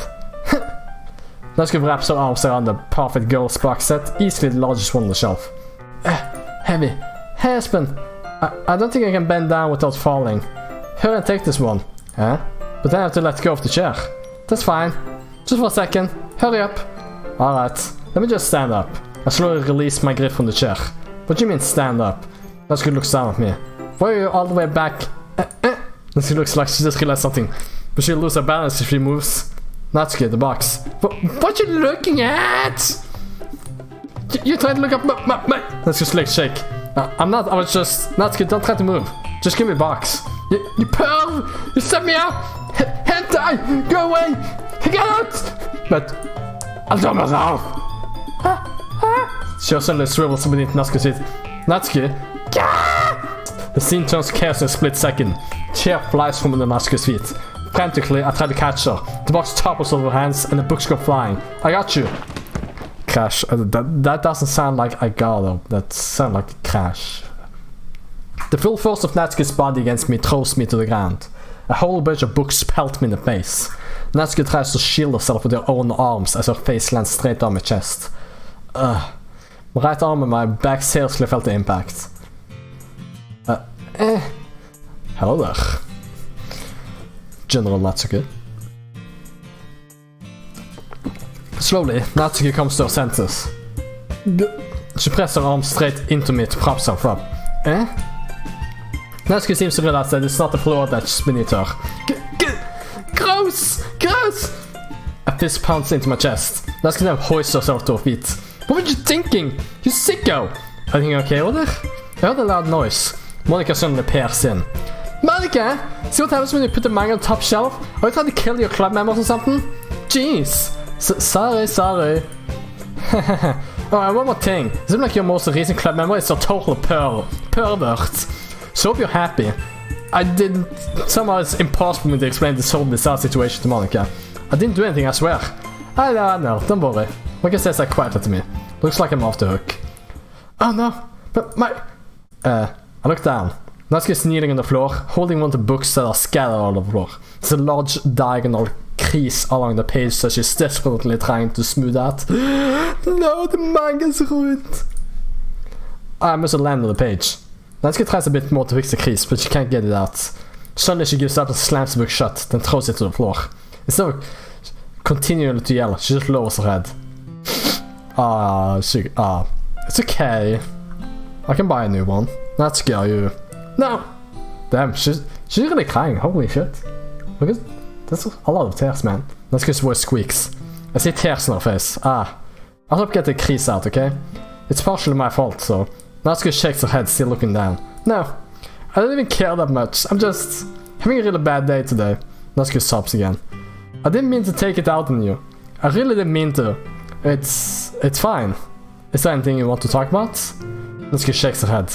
Just every day. It's so hard. I just want to come to club and... Natsuki falls silent again. I can't press her, so I can only do what I know how to do. Alright. Well, I'll clean this up. And I'll move the rest of your manga for you. I pick up volume 2 of Perfect Girls. We'll set this one aside. This will help cheer you up a bit, right? We can get started on it once I'm done here. Natsuki looks up with her glossy eyes. Her lip quivers. You're really nice to me. That sounds really strange coming from Natsuki. I didn't expect this at all. Well, I'm just treating you like a friend, you know? Natsuki lowers her head and sniffles another sob. I'm not sure what happened to her today, but being nice is the least I can do. The next couple of minutes are silent between us as I begin gathering the scattered books. I make sure to slip them into the book box in the correct order. After a little bit, Natsuki starts helping. It isn't long before we're done, and I hoist the box onto a shelf where Natsuki wants to put it. Then I get on the stool and quickly finish moving the rest of her books from the top shelf. Alright, that shall do it. Up off the stool. Natsuki averts her gaze. Thanks. It's nothing. Natsuki's holding the volume I set aside in her hands. Alright, I'm ready. Good. Even if you weren't, I'd make you anyway. You're taking responsibility for what you said. thinking about cheering me up? If you insist. She's in the same spot as last time. I opened the second volume. Natsuki's mood quickly improves, laughing and pointing things out to me. She's surprisingly sharp, making note of a lot of subtle, repeated jokes and background elements. In the end, I'm pretty impressed by how everything ties together in this manga. I guess Natsuki has good taste after all. No! I refuse, sorry. At some time, Monica gets our attention as usual, and it's time to share poems again. Guess I'll be holding on to this for now. Yep. Even you sound more enthusiastic this time. Well, I'm starting to get into it, you know. Told you. Yeah. I returned to my seat and slipped the book into my bag. Who should I show my poem to first? That's good. She looks kind of disappointed? Sad? Natsuki reads my poem. She keeps glancing at me, then back at the poem. But now she must have read it more than once. Is it that bad? No, it's not. It's good, it's really good, okay? There, I said it. This wasn't supposed to happen at all. Why can't you just be bad at this? My poems are supposed to impress you, not the other way around. You're trying to impress me? Obviously, you think I'll let you enjoy Yuri's writing more than mine? Give me a break. Well, in that case, what's the problem with me trying to impress you? I tell you, Natsuki feels freeze, like she just realized something. You're trying to impress me? Natsuki vigorously scans her eyes over my poem one more time. Then the poem slips out of her hands and floats on the floor. I had to use the bathroom. Red-faced Natsuki quickly walks out of the room. Hey Espen, did you do something to Natsuki? I just saw her rush out like that. I killed her parents in the alleyway. You didn't do anything terrible, did you? No, I just wanted the Batman, I don't know. Just told her that. My voice gets caught in my throat. There's no way I could tell Monica I'm trying to impress Natsuki. But I guess it's a poem lying on the floor and swiftly picks it up. She reads through it, her smile not fading from her face. I see. You wrote this for Natsuki, didn't you? I mean, not really. In fact, didn't she like your poem a lot the other day too? I'm surprised you know it tastes so well already. Are you sure you're not cheating, Espen? Cheating? What do you mean by that? Never mind, I'm just kidding. I didn't understand Monica's joke at all. Anyway, how do you think Natsuki feels about you? Oh, you don't need to answer that. It was just something for you to think about. Hey! Natsuki comes up and snatches the poem out of Monica's hands. Neither of us had noticed her re-enter the classroom. Did you read this, Monica? Of course, I liked it. You should really stop reading things that aren't for you, you know? You have a bad habit of doing that. But Espen wrote this poem. I was supposed to share with everyone, right? Natsuki freezes. She apparently forgot that my poem is technically for everyone to read. Okay, well, I think Espen is done sharing this poem with everyone. It's not like anyone will want to read this anyway. In fact, I'm just going to hold on to this. If you insist. What? Why are you looking at me like that? Like what? Never mind. Natsuki, I'll give you the poem, but that's still not very fair to Sayori. She hasn't got to read it yet. So what? Well, I guess Espen is right, Natsuki. It's not fair if you don't let everyone finish reading it. Fine. Natsuki returns my poem. It's not like she's going to like it though. Anyway, read my poem now, and I won't let you keep it. This is my only copy. Okay, so you're supposed to take my poem, but I can't take yours? That doesn't seem... Amy likes spiders. You know what I heard about Amy? Amy likes spiders. Ikke wriggly, hairy, ugly spiders. That's why I'm not friends with her. Amy has a cute singing voice. I heard her singing my favorite love song. Every time she sang the chorus, my heart will pound to the rhythm of the words. But she likes spiders. That's why I'm not friends with her. One time I hurt my leg really bad. Amy helped me up and took me to the nurse. I tried not to let her touch me. She likes spiders, so her hands are probably gross. That's why I'm not friends with her. Amy has a lot of friends. I always see her talking to people. She probably talks about spiders. What if our friends start to like spiders too? That's why I'm not friends with her. It doesn't matter if she has other hobbies. It doesn't matter if she keeps it private. It doesn't matter if it doesn't hurt anyone. It's gross, she's gross, the world is better off without spider lovers. And I'm gonna tell everyone. You wanna know what? Natsuki, you got me, man. Sorry, but people that like spiders, they're crazy. Like, you're allowed to have them as pets, okay? You're allowed to do that stuff, but keep that shit away from me. And social media and shit like that. I don't wanna see it. I wanna see spiders. Fuck that shit. Not bad, right? It's quite a bit longer than yesterday's, yeah. Yesterday was way too short. I was just warming up. I hope you didn't think that was the best I could do. No, of course not. Anyway, the message is pretty straightforward in this poem. I doubt I have to explain it. Sometimes you can explain complicated issues with much simpler analogies, and it helps people realize how stupid they're being. Like, anyone will agree that the subject of this poem is an ignorant jerk. Do you know people like that? Of course, it's about how everyone thinks mine. That doesn't matter, it can be about anything. I want it to be easy to relate to. Everyone has some kind of weird hobby or guilty pleasure.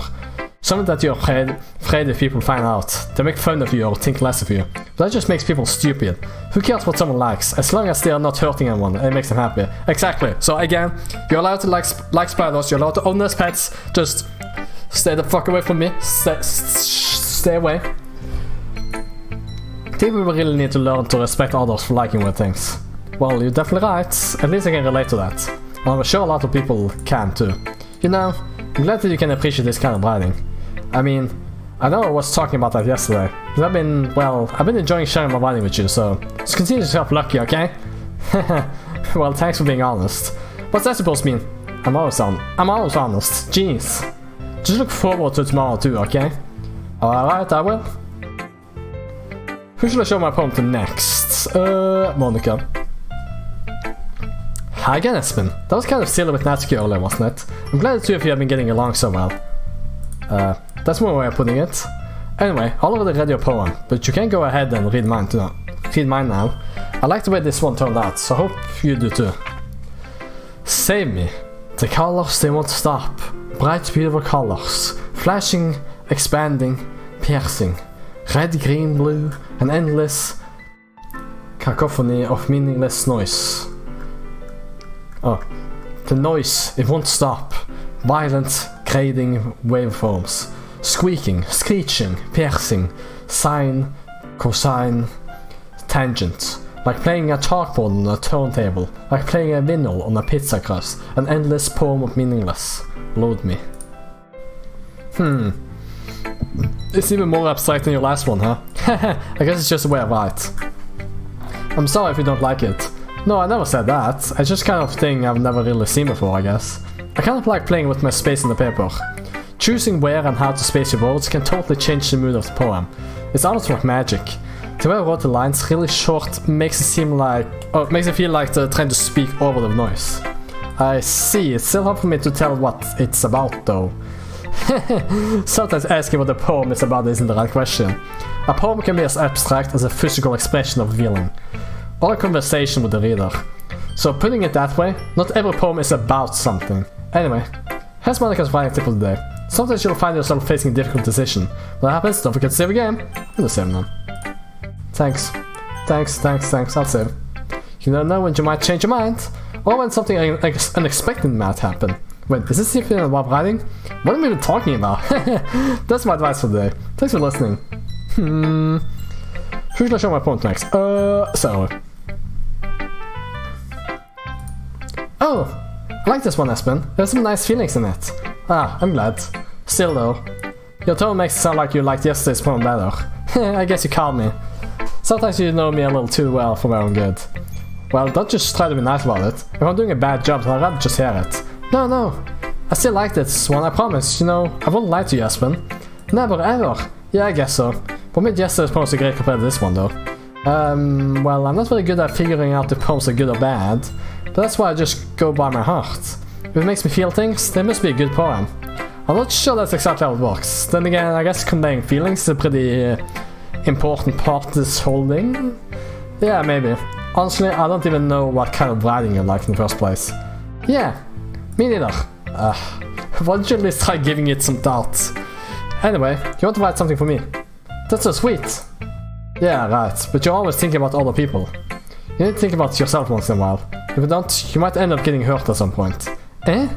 Well, I don't really know what you mean, but I'll try to keep it in mind. Well, whatever. Anyway, let's see. I guess I like happy poems. But sometimes I like sad poems too. Sometimes a little bit of both. There's a word for that, right? What's the word I'm looking for? Bittersweet! Yeah! I like things that are happy and things that are sad. Happy and sad? I can see you liking something sad, Sayori. Well, I like happy the most, but sometimes when you have a little rain cloud in your head, a sad poem can help give the rain cloud a little hug. I make a nice happy rainbow. Sayori, that's unexpectedly poetic. True. Eh? It is? I'm getting better at expressing my feelings after all. Thanks, Espen. I should go write that down then. You give me a poem now, okay? Bottles. I pop off my scalp like the lid of a cookie jar. It's a secret place where I keep all my dreams. Little balls of sunshine, all rubbing together like a bundle of kittens. I reach inside with my thumb and forefinger I pluck one out. It's warm and tingly, but there's no time to waste. I put it in a bottle to keep it safe, and I put the bottle on the shelf with all of the other bottles. Happy thoughts, happy thoughts, happy thoughts in bottles, all in a row. My collection makes me lots of friends. Each bottle a starlight to make amends. Sometimes my friend feels a certain way. Down comes the bottle to save the day. Night after night, more dreams. Friend after friend, more bottles. Deeper and deeper my finger go. Like exploring a dark cave, discovering the secrets hiding in the nooks and crannies.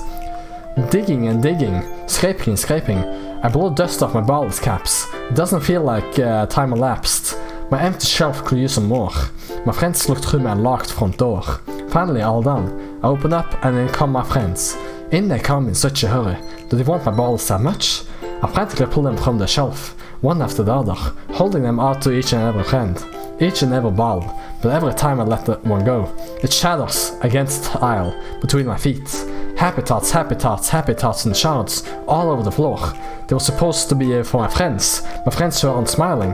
They're all shouting, pleading, something, but all I hear is echo, echo, echo, echo inside my head. That's kind of a weird poem. Holy crap, Sarah, did you really write this? Of course I did. Didn't I tell you yesterday I was gonna write the best poem ever? Yeah, but I mean, I didn't expect something like this coming from you. Monica taught me a whole lot. I've been really in touch with my feelings recently. Fucking spit.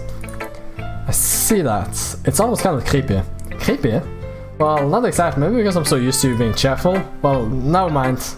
I'm thinking too hard about it. The point is, it came out good, so you should be proud of it. Ah, thanks. I feel like I was meant to express myself this way. It even helps me understand my own feelings a little bit better. Writing's like magic. You've gotten pretty passionate about this, huh?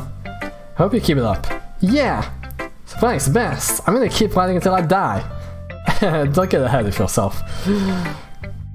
Sarah's always had a habit of getting obsessed with something before dropping it no more than a week later. I wonder if this is one of those times. But seeing the passion in her eyes makes it hard for me to be pessimistic. I see. I gotta put... there we go. Who's like my phone, thanks. Yuri. Are you still mad at me? For disrespecting Natsuki yesterday. Because reading this poem, now I know why you got mad at me. Because you prefer her writing over mine. That's not really true. Meaning when I disrespected her, I disrespected you too, didn't I? True! You disrespected me. Boy. Girl. Oh no. Yuri, you might be reading into this a little too much. How can I be so stupid? I always let these things happen. When I think before I speak, I just come off as awkward and unlikable. But if I speak without thinking, the things I want to keep inside come out and make people hate me. So, please don't force yourself to be around me. I know this is what Monica wants, but it's not fair to you when you could be enjoying your time with Natsuki and Sayori. Yuri, please. It makes it easy for me if you don't express any concern. Besides, I have my books with me. That's all I need. Yuri smiles sadly and puts her head down on the desk. I'm frustrated. I don't hate her, but it's as if she's not capable of listening to me over her own thoughts. I sigh to myself. All I can do is accept that that's how she is. If she wants to be left alone, then I have no choice but to abide to the request. Damn, I just freaking left her? Poor girl. Okay, everyone. We're all done reading each other's poems, right? I have something extra planned today, so if everyone could come sit at the front of the room. Is this about the festival?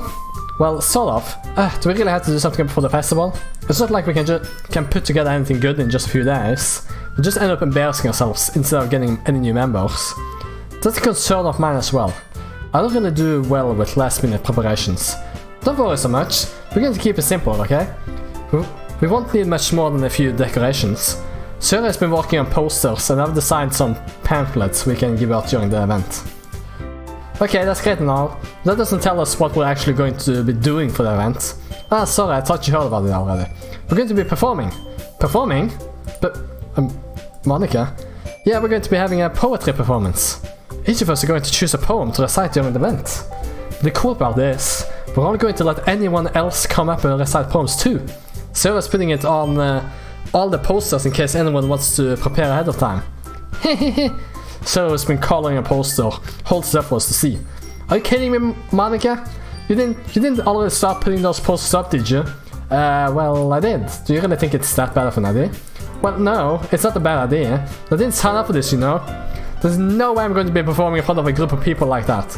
I agree with Natsuki. I could never, in my life, do something like that. Imagining it. Yuri shakes her head in fear. Guys? No, sorry. I understand where they're coming from. Remember that Natsuki and Yuri have never shared their poems with anyone until just a couple of days ago. It's a lot to ask for them to recite their poems out loud to a whole room full of people.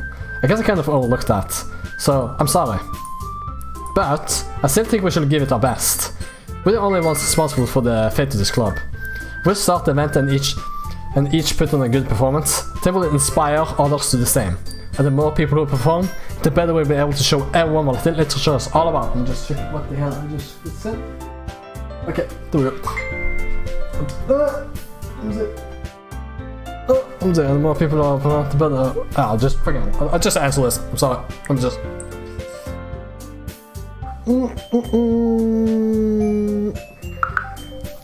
There we go. And the more people who perform, the better we'll be able to show everyone what literature is all about. Yeah, it's about expressing feelings, being intimate with yourself, finding new horizons, and having fun. That's right. It's those reasons that we're all in this club today. Don't you want to share that with others?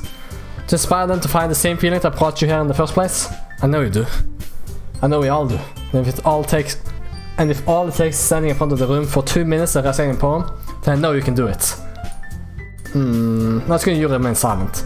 Seoul looks worried. I guess that leaves me no choice. I agree. I don't think it's too much to ask. I think that Seoul and Monica have been trying really hard to get new members. The least we can do is help them out a little bit. Well, maybe, but it looks like Natsuki doesn't have any arguments left. Okay, fine. I guess I'll have to get over with it. Alright. Phew. Thanks, Natsuki. What about you, Yuri? You dejectedly glance around at everyone else's expectant faces. I guess I don't really have a choice. Mob mentality. Do it. Do it. Or not mob mentality. Peer pressure. Whatever. Group pressure. Whatever. That's everyone. You're the best, Yuri. This club is seriously going to be the death of me. Oh gosh. You'll be fine, Yuri. Yeah, you'll be fine. Especially with those titties. But anyway, let's move on to the main event. I want each of you to choose a poem of yours. We're going to practice reciting them in front of each other. No way! Monica, this is too sudden. Well, if you can't recite your poem in front of the club, how do you expect to do it in front of strangers? Oh no. Don't worry. I'll start off to help everyone feel a little more comfortable. Can I go next? Yeah, of course. Now let's see. When Plus through a notebook to the specific poem she has in mind herself. She then stands behind the podium. The title of this poem is The Way They Fly. Monica is reciting a poem. Her clear, confident voice fills the room. More than that, her inflection is pristine. She knows exactly how to apply emotion behind each line she recites, bringing the words to life. Is this something she's done before, or is she simply a natural? I glance around me. Everyone has their eyes on Monica. Suri looks amazed. Yuri has an intense expression on her face that I don't understand. Finally, Monica finishes the recitation. The four of us applaud. Monica takes a breath and smiles. That was so good, Monica! Thank you very much. I was just hoping to set a good example. Are you ready to go next, Yuri? I'll go next. Yuri's fired up all of a sudden. Yuri clutches a sheet of paper between her hands and stands up. Keeping her head down, she walks quickly over to the podium. This poem is called... Yuri anxiously glances at each of us. You can do it, Yuri. It's called After Image of a Crimson Eye. Yuri's voice shakes as she starts reading the poem. Just a moment ago, she practically refused to do this. Why is she suddenly putting in so much effort? As Yuri gets past the first couple of lines, her voice changes. It's almost like what happens when Yuri gets absorbed into her books. Her quivering words transform into sharp syllables of a fierce and confident woman. The poem is full of twists and turns in its structures that she enunciates with perfect timing. This may be a rare glimpse into a whirling fire Yuri keeps concealed inside of her head. Suddenly she's finished. Everyone is stunned. Yuri snaps back into reality and glances around her. She's bewildered even herself. It's up to me to save the situation. I'm the first to start applauding. Everyone joins me afterward and gave Yuri the recognition she deserves. It's not that we didn't want to applaud for her, but we were caught off so off guard that we must have forgotten. As we applaud, Yuri holds the poem to her chest and rushes back into her seat. Yuri, that was really good. Thank you for sharing. Looks like Yuri is down for the count. Okay, I guess I'm next then. Sarah hops out of her chair and cheerfully walks to the podium. This was called My Meadow. So I giggled. Sorry. It's a lot harder than I thought. How did you guys do it so easily? Try to think of it like you're assigned to other people. Imagine you're assigned to yourself, like in front of a mirror, on your own head. It's your poem, so it'll come out the best that way. I see. Okay then. Sarah begins the poem. Somehow it feels like your soft voice was made as a perfect match.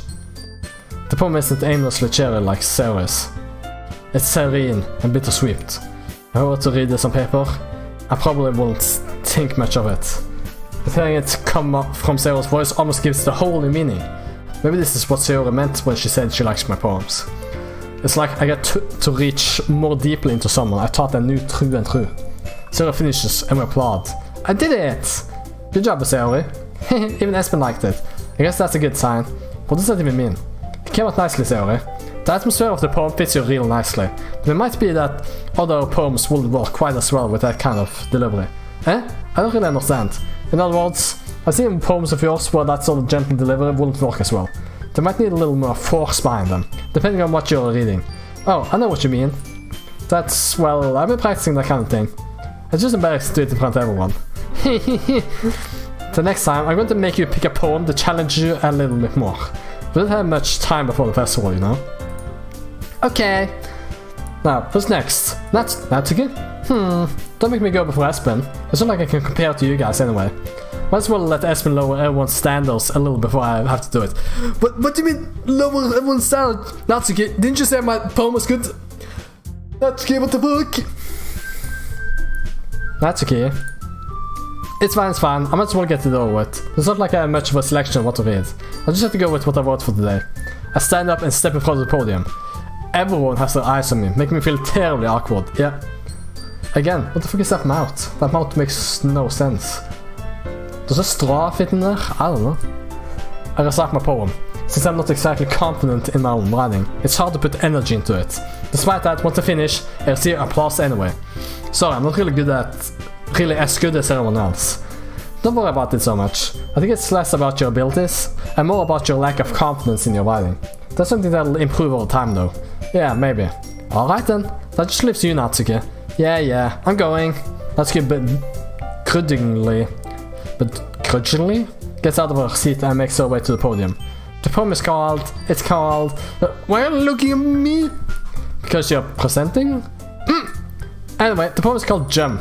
Natsuki takes a breath. Once she starts reciting the poem, her sour attitude disappears a little. Once she's still a little unenthused, her poem has a rhythm and a rhyme to it. It's Natsuki's trademark style, and works surprisingly well when spoken out loud. The words feel like they bounce up and down, as if giving life to the poem. Natsuki finishes and everyone applauds. She heads back to her seat. That wasn't so bad, was it? Easy for you to say. You better not make me do that again. Do you at least feel prepared enough to recite a poem in front of other people? I mean, doing it in front of other people would be way easier. I can put on whatever face I want for other people, but when it's just my friends, it's just embarrassing. That's a surprise, Natsuki. I think it will be the other way around for me. Well, that's just how it is, I guess in that case, you won't have much to worry about for the festival. That said, I want to thank everyone for coming through. It might be hard, but I hope that you all have an idea of what it's like now. Make sure you pick a poem and get enough practice before the festival, okay? I'll be making pamphlets, so let me know ahead of time what you'll be reciting. Jeez, I should probably find some other poem to recite instead. That's fine too, it doesn't have to be your own. Already pleasantly surprised that you're putting in all this effort for the club. It makes me really happy. Yeah, no problem. Okay everyone, I think that's about it for today. I know the festival is coming up, but let's try to write poems for tomorrow as well. It's been working out real nicely so far, so I'd like to continue that. As for the festival, we'll finish playing tomorrow and then we'll have the weekend to prepare. Monday's the big day. I can't wait! I can do this. Alright. I stand up. There's no way I'll be able to find the same enthusiasm as Sarah and Monica, but I'll do my best to get through it. if it's for the sake of the club and impressing Monica, then I have to do my best. Ready to go, Sarah? Yep. Look at you two, always going home together like that. It's kind of adorable, isn't it? Jeez, guys, don't make such a big deal out of it. Must be a little nice, though. Well, how am I supposed to respond to that? It's okay, Espen, you don't have to say it. Whatever, let's go already. I walk home with Sarah once more. Even though it's only been a few days, a lot of things have already changed. But today, Sarah is being a little quieter than usual on the way home. Hey, Sarah. Sorry, I was missing out. Ah, no wonder. I was thinking about something from earlier. I like how we get to, still fumbles with the words. So let's just say that one day, Natsuki asked to walk home with you. Huh? What would you do? What kind of question is that? You can't put me on a spot there. Of course I will walk home with Natsuki. Best girl. Walking with Natsuki, huh? Well, this is the thought that make my heart pound. I think I would be afraid of what she'd do to me if I turned her down. Isn't she all cute and fun to be around? That has nothing to do with what I just said. You admitted it. So something I'm point is speculating something that's never going to happen. Well, maybe, but I just like to think about it. It's not long before you won't need me anymore, you know? Need you? Sorry. I can't figure out how you're seeing things in your head right now. Sorry. Everyone is different. No one in the club is a replacement for you. If you say so. The conversation trails off and I'm left feeling awkward. It was kind of her fault for trapping me with such a weird question. I can't just lie to her. But if there is something that makes her happy, I would hate to take that away from her. That's why I said there's no point in speculating. Then again, the festival is only a few days away. Who knows what will happen in that time? Let's see. Let's find the words. Bunny. Climax. Oh shit, that's all, okay. Peaceful. Oh shit. 12. Hell yeah. Milk. Hop. Fluffy. Doki. Party. Oh shit. Really? She's the party girl? Okay, I guess. Vanilla.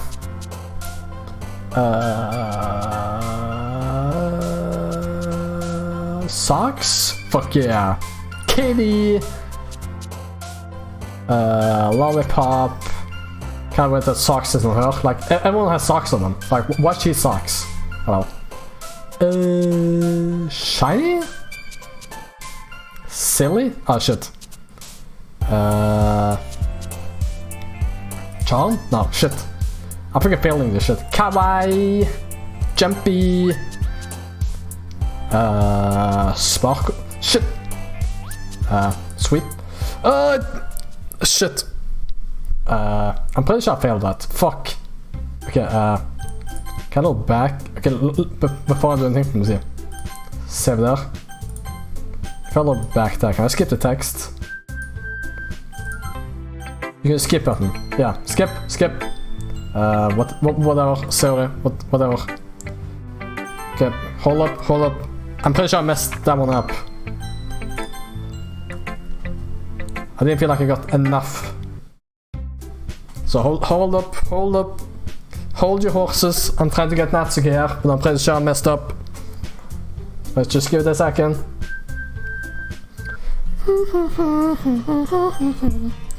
Natsuki. There we go. Okay. Now, let's save here. Let's try this again. Let me see. Dance. Shit. Fucking hell. Okay, let me see. Jumpy. Okay. 1-1. Fluffy. Okay, 2-1. Let's see here. Vivid. Shit. Still 2-1. 3-1. Okay. 3-1. 4-1. 5-1. 6-1. This is so intense gameplay, man. Disown. Shit. 7. 8. Can't push on. I've nailed this. Nope. Never mind. 9. Okay. Okay, there we go. I know at least 10 of them are her, so she's got the majority. Overwhelming majority. Let me see. Play? Shit. Giggle, Candy, Doki, Kawaii, Bubbles. There we go. Now I know for sure I got like 12, 13, 14, 15, something like that. Oh man. Let me just sip.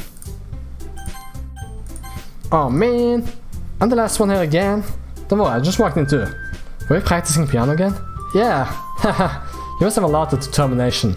Starting this club and now picking up piano? Well, maybe not determination, but I guess passion. Determination! I mean that the club wouldn't be here if it wasn't for all of you. I'm super happy that you're all willing to help out for the festival too. I can't wait for the festival. It's gonna be great. Weren't you complaining about it just yesterday, Natsuki? Well, yeah. I'm not talking about our part of the festival. But this is a whole day of school where we get to play and eat all kinds of delicious food. You sound a bit like Sarah all of a sudden. Monica, do they usually have fried squid? Squid? That's a pretty specific thing to look forward to. Oh, come on! Are you saying you don't like squid? You of all people? I didn't say I don't like it. Squid. Hentai. Besides, what do you mean by you of all people? Because it's right in your name. Monica. That's not how you say my name at all. Also, that joke makes no sense in translation. What the fuck? Is this a Japanese joke or something? Monica? Like, I'm kind of curious there. How is Monica? Let me see. Okay, let me see. I'm curious. I gotta fucking translate this shit. Let me see. Japanese to English. Let me see. Japanese to English. Let's see if I want Mon and then Ika. Mon, Ika. Ah, okay. So apparently Ika means squid. Apparently. Ika means squid. Apparently. So that's why. Fucking hell. God damn it. That's a pretty good joke. Fucking, that joke makes no sense in translation, indeed. Never mind. Let's just focus on our own event for now. Okay, I'm on Squid. She's a squid from now on. Squid girl. I'm a squid now. Let's just focus on our own event for now, okay? Fine. Your actions aren't as fun as Yuri's on Seoris anyway. Excuse me? Where is Seori anyway? Oh, there you are. Sarah's sitting at the desk in the corner of the room, looking down at nothing. I walk over to her. Hey, Sarah. I wave my hand in front of her face. You're spacing out again. Sorry, don't mind me. You can go talk to everyone else. Is everything alright? Of course. What wouldn't it be? It just feels like you're a little off. Sorry for assuming things. Jeez, you wrote too much about it. I'm fine, see? Sarah shows me a big smile. Don't let me distract you from having fun with everyone. Well, alright, if you say so. I worriedly glance at Sayori before turning back toward everyone else. But the conversation is already dispersed, with everyone back at their usual activities. Maybe I should ask Monica if she's noticed anything about Sayori recently. Since they've been preparing for the festival, they must be spending a lot of time together. I timidly approach Monica, who is shuffling through some papers at the desk. Hey Spin, what's up? Hey, this might sound a little strange, but have you noticed anything up with Sayori recently? Anything up with her? In what way do you mean? Maybe reading into it a little too much, but she seems a bit downcast today. Oh, you think so? I can't say I noticed anything about her. Squiddy peers across the room of Sayori, who is idly dragging a rubber razor up and down her desk. Maybe there's something on her mind. But I'm surprised I'm not the one asking you, Espen. You certainly know her a lot better than I do. Yeah, but she's never really like this. She's always talked to me about things that bother her. This time, when I asked her, she was really dismissive. Sorry, I know it's not your problem. I just want to ask if you knew anything, so I'll drop it now. No, it's important to me too.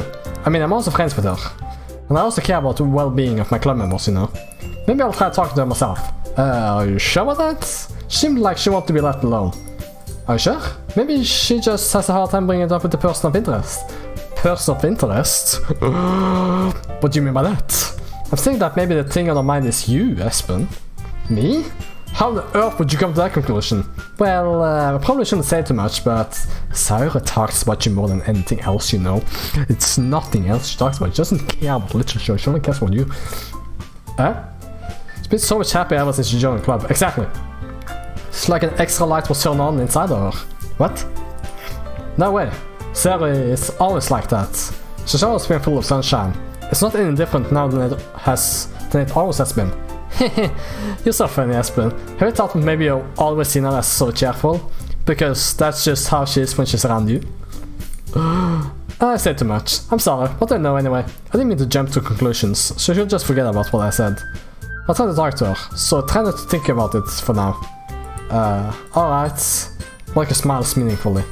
I know she said to forget about it, but I want to know that I won't be able to get her words out of my head. Monica stands up from her desk and walks across the room to where Sayori is sitting. I watch her kneel down next to Sayori and gently talk to her. She's keeping her voice so quiet I can't hear from her. I sigh and sit myself down. I know Sayori told me not to worry about her and to have fun with everyone else. But that's impossible to do when she's behaving like this. Exactly how much do I care about her, that I'm letting this weigh me down so much? Now it feels like I'm the one behaving out of the ordinary. There's nothing I can do besides wait for Monica. Hey you!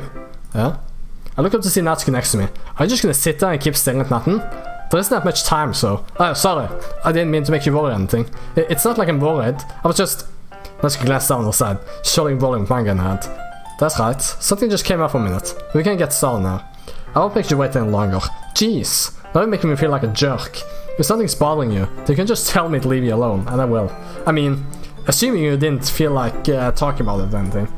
She practically mumbles that last part. Nah, I'm probably making it seem like a bigger deal than this. I've just been thinking about Sayori, that's all. Sayori? Thinking about her? Yeah, she just put it down today. She didn't want to admit it to me, so I can't help but wonder if something happened to her. Oh. Natsuki excels. Well, first of all, you should really work on your phrasing. But anyway, you're her best friend, right? Yeah, I guess so. Yeah. Then in that case, I think you should trust her a little more. If she needs you, then you will be the first person she will go to, right? Well, I guess that's true. I mean, some people just have those days. You can't always avoid it. If anything, she probably doesn't want you to worry about her because it's not important. Yeah, that's kind of what she said to me. Maybe it's not right for me to go against her wishes. Exactly. She needs you to worry about her, then it will be a little bit more obvious. Yeah, I should have thought of that way from the start. Natsuki fills with the books she's holding in her hands. She really means a lot to you, doesn't she? Don't get the wrong idea or anything. We've just been friends for a long time. It's normal to be worried about your friends. I mean, you were worried about me, so... I was not! Jeez! If you're fine, then let's hurry and get started today. Yeah. Okay everyone. As some time passes, Monica calls to the club room. Why don't we share our poems now? Before I know it, everything is back to normal. Everyone goes to retrieve their poems, and I do the same. I make eye contact with Monica. She smiles at me. I wonder what she was talking about with Sayori. Who should I show my poem to first? Natsuki. Let's see. You're certainly enthusiastic today. Of course. You know, I like your writing. I'm just surprised. It seemed like you had a lot of trouble admitting that before. Well, of course. I just had to put you in their place a little bit. It's not like I was shy or anything stupid like that, or jealous. I really wasn't jealous. Just because you happen to be a good writer. That's such a dumb thing to get jealous about. Natsuki. What?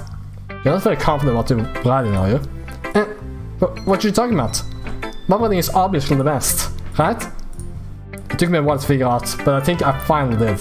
Maybe Natsuki acts so arrogant because she's trying to make up for her own insecurities. If she acts like she's the best, then other people might think that way too. Right? Espen? Please just tell me you like my poems. I don't care if you hate them. Just please tell me I'm the best. I just really need to hear that from someone. I know that sounds stupid, but there's a reason I never shared my poems before this. Natsuki. Because nobody ever takes me seriously. What's the point in sharing my poems if people just laugh and say, "That's so cute, Natsuki, just like you, Natsuki." So I don't want to be cute. But nobody understands that. I think really hard when I'm right. The style doesn't matter. The emotion's not there. Please stop crying. Please. Pet, I don't know. Why can't anyone see that? I just want... Let's get hands off. Maybe it's because her lips start to quiver. I look down. Her fists are clenched really tightly. Hey Natsuki, if you're not careful, you'll rip your own poem. I quickly grab the poem with my own hand until she relaxes her grip on it. I place it flat on the desk and smooth out the wrinkles that she put into it. Don't read it! Bring it and pick it back up. Natsuki snatched the poem up from the desk.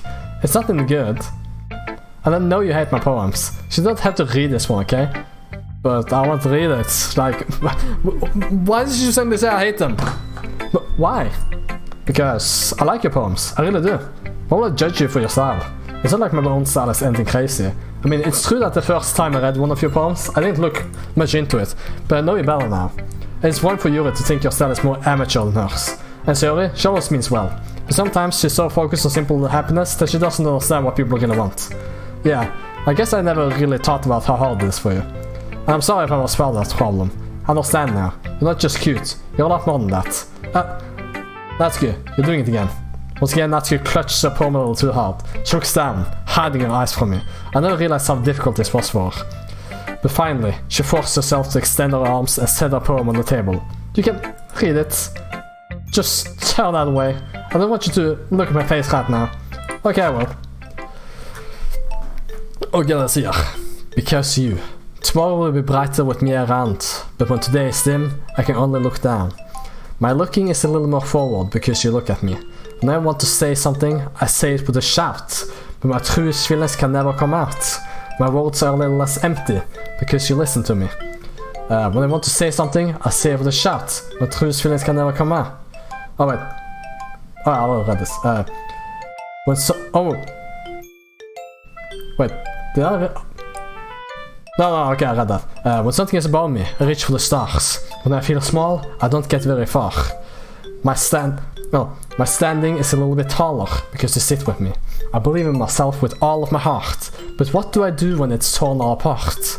My faith is a little bit stronger because you trusted me. My pen always puts my feelings to the test. I'm not a good writer, but my best is my best. My poems are a little bit dearer because you think of me. Because you. Why are you looking at me like that? If you don't like it, just say it. I might get mad. I won't get mad, I mean. No, it's not that. I don't like... It was just a little surprising to read. I guess I'm not used to hearing such nice things coming from you. Don't just say that. Dummy. What do you think the point of writing is? Expressing things that you can't just say. Yeah, I understand. I'm sorry for missing the point sometimes. I always mean well. And I'm happy that you showed this to me. I liked it. Well, yeah. I'm a pro, so... Natsuki mumbles, completely failing to sound confident like she usually does. Just remember that I can't think these things sometimes too. You know, you're nice to me. It's meaningful. I'm glad. It's so cute! Sensing Natsuki is satisfied, I'll start to hand the poem back to her. But as I do so, Natsuki takes my hands and pushes them back away. Her small, soft hands surprised with her assertion. I don't want it! Why not? I just don't! Jeez! I realize what Natsuki is doing. Unable to be honest, she's trying to give me the poem in a roundabout way. Well, in that case, I'm going to keep it. Instead of teasing her, I'll choose to go along with it. Good! If you didn't, I will... Never mind.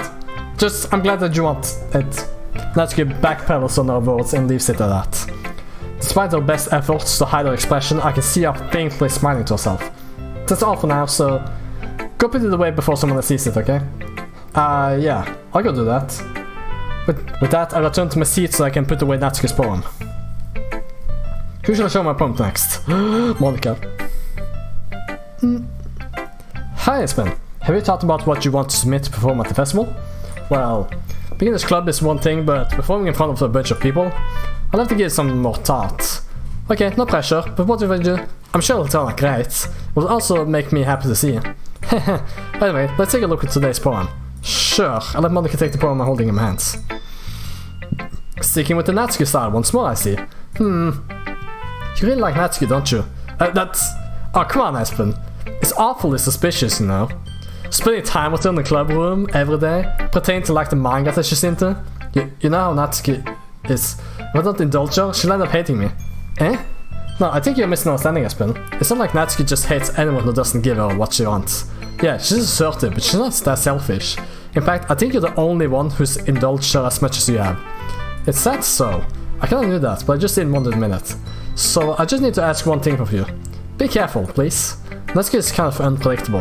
A lot of times, she doesn't even know what she wants. After all, she's the youngest one here. She might not know how to handle her own feelings properly.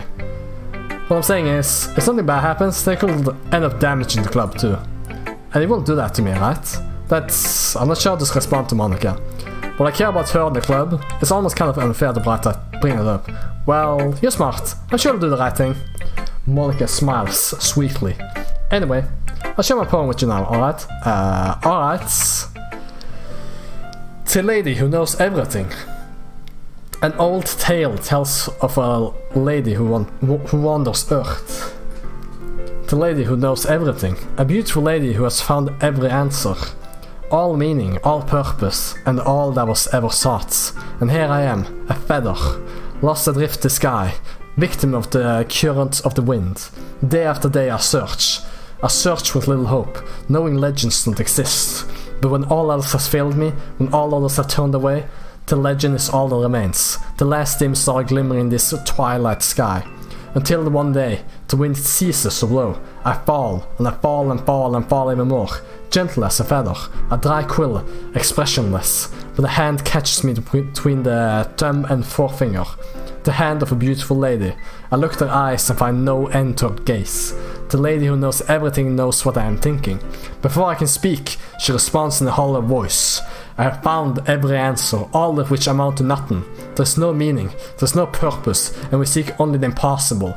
I'm not your legend. Your legend does not exist. And with a breath, she blows me back afloat, and I pick up a gust of wind. Nice. Nice. You know, I feel like learning and looking for answers are the sorts of things that give life meaning. Don't get too philosophical or anything, but it's kind of on my mind, so that's what I wrote about. I see, I never really put much thought into it. In a way, it's almost paradoxical, because if we had all the answers, wouldn't the world start to lose its meaning? You know, there's one thing I noticed. It seems like everyone in the club prefers writing about things that are more sad than happy. Are you surprised? I mean, if everything was okay, we won't really have anything to write about, will we? Humans aren't two-dimensional creatures.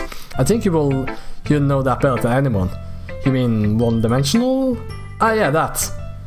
Two-dimensional, Nanny. Anyway, here's Monica's writing tip for the day. Are you ever too shy to share writing because you're afraid it's not that good?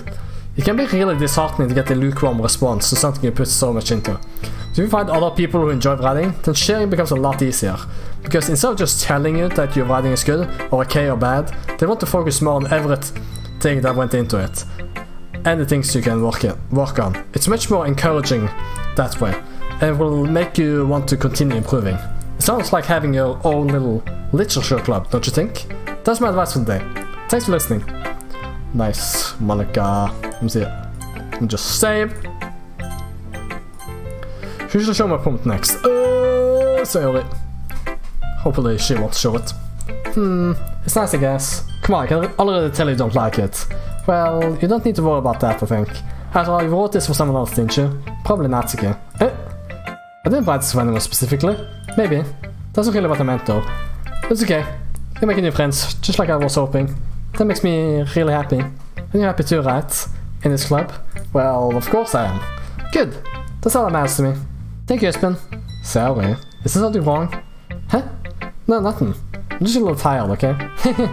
Alright. Just tell me if you need anything. I will. Don't worry about me, okay? You can go play with everyone else now. If you insist. Yay! I'm gonna go home a little bit early today. Sorry. Tell Monica I wasn't feeling well, okay? I'll see you tomorrow. Before I can say anything else, Sarah cheerfully walks out of the classroom, humming to herself. Who shall I film my point next? Yuri. She doesn't look too enthusiastic about spending time with me. I guess if she changes her mind, she'll come to me. Like, I should leave her be for now. Oh, okay, I skipped her. Okay, you three. Well done sharing poems, right? Well, then we start figuring out... Hold on a second. Is it just me or did you say something strange just now? Huh? Something did sound a bit unusual. Wait, what? Okay, you three. What do you mean by you three?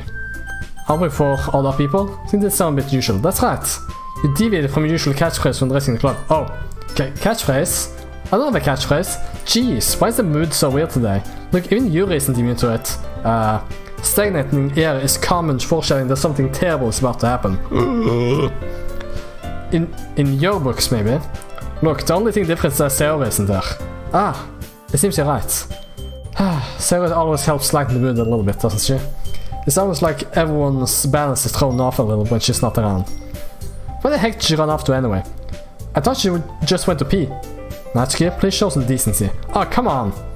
She actually wasn't feeling too well. I went to home early. Is that so? I hope she's alright. Seriously? Of all the times to not go home with her, you picked the time she's not feeling well? So much for you two being all lowy-dowy.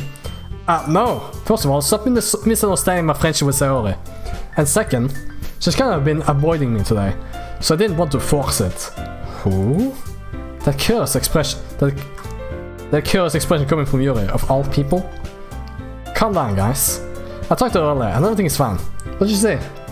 Anyway, we need to figure out the rest of the festival preparation, so let's decide what everyone will be doing this weekend. I already know what I'm doing. That's right, Espen. That's good, we'll make cupcakes, all that. We might need a lot of them, and different flavors. Can I handle that all by myself, Natsuki? Challenge accepted! As for myself, I'm going to be printing and assembling all the poetry pamphlets. So will be helping me design them. As for Yuri, you can, guys, can you help me come up with something for Yuri? I'm useless. I'm sorry, Yuri. No, that's not it at all. You're the most talented person there, you know. Now Natsuki's pouting too. Jeez, I mean, I can tell now. I guess I never gave Sayori enough credit, but I can tell things are even harder on you when she's not around. That may be the case, but if I can't also be a leader on my own, then I want to grow as a person. So, Yuri, you have beautiful handwriting, you know. So you should make some banners and decorations to help set the atmosphere. About that, I love atmosphere. Yuri's expression suddenly changes as she stares at the desk and focuses and starts nodding to herself. Your mind is already racing, I see. That's great. You'll be a wonderful help, Yuri. But anyway, that just leaves you, Aspen. The one who is truly useless. Indeed! I'm so useless. Indeed. Thank you, Monica. You're really helping with my self-esteem, peeps. Don't say that. In fact, both Natsuki and Yuri have some pretty heavy tasks to handle. It will probably go a long way to give one of them a hand. You can always help me out as well. I would be really appreciative of that. Is Monica suggesting I spend the weekend with one of my club members? How on earth did they go into respond to a suggestion like that? I suppose I won't mind a bit of help. Well, even if you don't know the bake, there's always some dirty work I could give to you. It's not like Monica's going to give me a choice, and you shouldn't be sitting on your butt anyway. Natsuki tries to mumble a bunch of excuses like that. If I recall, Natsuki, you mentioned that you would like to handle the baking on your own. Espen may not like to be around if you only make him out to be a nuisance, so therefore, he may be more suited to assisting with the decorations. Hold on, I never said that. How hard could it be to make a few decorations anyway? So it's more like you're just making excuses for Espen to... What you saying? I'll be extremely meticulous work. And baking isn't? Just what do you think? Guys, let's settle down for a moment. In the end, I think it's up for Espen to decide how he'd like to contribute. Besides, he hasn't really gotten the chance to spend any time with me yet, you know? So I'm sure he's interested in. You literally just said, I'm surprised as well. Sorry. I was just saying though. Jeez. Can we just settle this already? Yeah. Espen, you're okay with this, right? And then it's up to you. Of course. Very well. In that case, everyone's looking straight at me. Well, of course I'm going to go with... What the fuck is there? Money. Was the original game like only 3? Oh well. I just said... Not too good. Well, being a social like it could be fun. You guys made it sound like a lot of work, so you could probably use 2 people. Don't worry. Baking is a ton of fun. You'll definitely agree. Eh? Just a minute ago you were saying that's because... Never mind, okay? Well, anyway, you'll be fine by yourself, right, Yuri? Of course. I'm used to it after all. That's good. Even though Yuri is being melodramatic, it's a little hard to not feel bad. So that's everything, alright? Anything else we need to talk about? No, I think that's it. Are you guys excited? Yes! I think except the performance is gonna be awesome. I don't think that really counts. What about you, Aspen? Me? I guess you could say I'm interested to see how it will turn out. That's good enough for me. What about you, Yuri? Yuri? She's still sulking. Natsuki starts pouting too. It's not that big of a deal or anything. Well, it might not be just that. I think that Yuri might just be feeling a little underappreciated in general. Having to come up with something for her to do, and then nobody offering to help. That doesn't mean... Natsuki glances back and forth between everyone's word expression. Look! Natsuki goes over and puts her hand down on Yuri's shoulders. Yuri? You really are the most talented one here, and you're going to help make the event a lot more fun and welcoming. I mean, the cupcakes will probably help a lot too, but you're going to make the atmosphere special. That'll be really important for the way that people feel during this performance. So, you need to stop being dumb and give yourself a little more credit. Natsuki really says her hands and turns around to face the other direction. You didn't really mean that, did you? Not really, but you're the only ones. Not really, what do you mean by that? You can't take it back. Monika and I are also taken back by Natsuki's words. Natsuki of all people to be saying such encouraging things. But I begin to understand. Natsuki was trying to sound like Sayori. Even if it didn't work perfectly, I can tell that she tried to say something Sayori would say at a time like this. Because Sayori always helps everyone smile and feel good about themselves. I'm sorry for being dumb. I'm going to do my best. And all of us are going to make it a really great event. Yeah. I wish to see everyone do their best. But with that, there's nothing more for today. So I guess it's time for us to head out. Okay, but I'm staying out for a bit longer. I barely got to do any reading today, so fair enough. There's nothing wrong with that. Everyone packs up the things. I sort of follow Monica and you out the door as they chat between each other. Where are you going? We still didn't figure out our plans for this weekend. You literally would have gotten home and realized that you didn't even have a way to contact me. Oh, that's true. I have no idea how that slipped my mind. Jeez, good thing I stopped you. I'm giving him a number, okay? You better not make it weird or anything. Why will I do that? That gives me a number. Okay, I'm coming over on Sunday. I'll bring all the ingredients. Wait, you're going to my house? Well, yeah. What's wrong with that? I mean, I just figured that since I'm the one helping, I will be going to your house? Yeah, right. Like I could have a guy come over to my house. My dad would kill me. Really? So that's kind of strict if you ask me. Yeah, killing is pretty strict. I'm gonna be honest. Murder is strict. Yeah, how do you think I feel? I can't do anything when my dad is home. Anyway, I just needed to complain for a second. We have each other's numbers now. That's all I needed from you. I guess I'll text you when I'm coming over. Alright, I'm fine with me. Yeah, I'm really gonna show you why I love baking so much. So you better look forward to it. Oh? Didn't you say you were just going to give me the dirty work? Well, I was just saying that. It's not like I could act like in front of everyone. So I was looking forward to this. Wait, really? Well, kind of. Just because I never got to bake for someone else before. That's all it is, so... Alright, I get it. Sorry for overreacting. Anyway, I'll be heading out now. See you on Sunday. Never mind. I can't believe this. Natsuki's going to be coming to my house on Sunday. My anxiety shoots through the roof. Even though I've gotten pretty used to handling her at this point. There's no telling what might end up happening when we're outside of school. More than that, she told me that she was looking forward to it. Is this a chance I had to make something happen to us? Something happen. Or is it too early for that? Only time will tell. But until then, I won't be able to take my mind off it. I seriously can't wait. Fuck yeah! Fuck yeah! It's all over the Sunday. I've been getting increasingly anxious about Natsuki's upcoming visit, let me just say. I keep telling myself, there's no reason to be nervous, but it doesn't help much. I wonder if she'll act any different when it's just the two of us. Meanwhile, she's been texting me a lot. We sent each other one after exchanging numbers to double check, but it turned into a conversation. She's almost a different personality on the phone, using tons of emoji and cute language. She also really likes complaining about things. I kind of saw that one coming. But putting Natsuki aside, I haven't heard of a thing from Sayori since she left the club early the other day. It's not like we text each other all the time or anything. But I've been worried about her in the back of my mind. Between what Sayori said and what Monika said, is it really okay for me to put Sayori's feelings aside when she might need me? I decided to visit Sayori before Natsuki comes over. Rather than asking, I simply tell her I'm coming over, much like we've done in the past. Once I reach Sayori's house, I knock on the door before entering it myself. Again, we used to play so often that we made it a habit of simply entering each other's houses like we were family. The house is quiet. Sayori isn't anywhere on the first floor, so assume she's up in the room. It's always stranger for her not to run down and greet me. I head up to the bedroom where I finally find her. Sayori? Hi, Espen. I sit down in the room.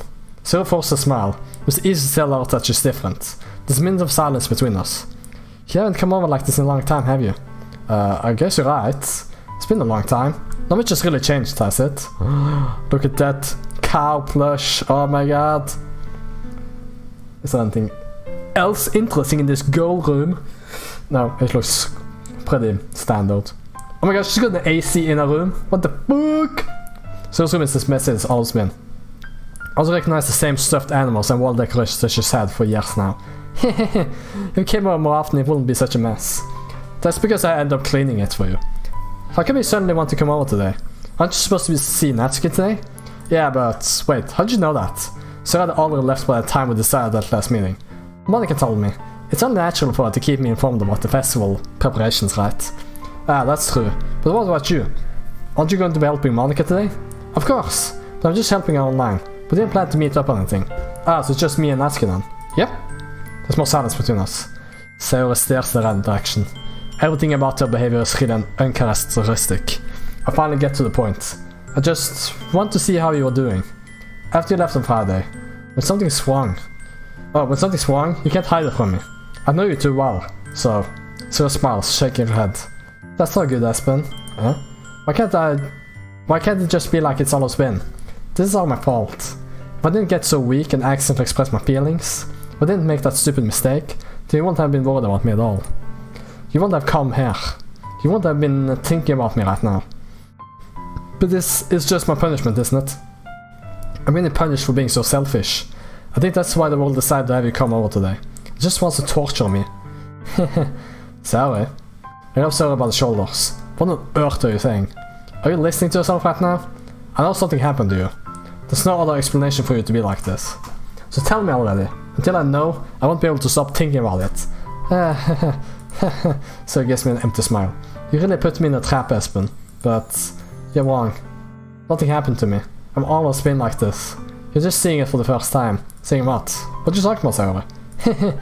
You're really just going to make me say it, aren't you, Espen? I guess I have no choice this time. The thing is...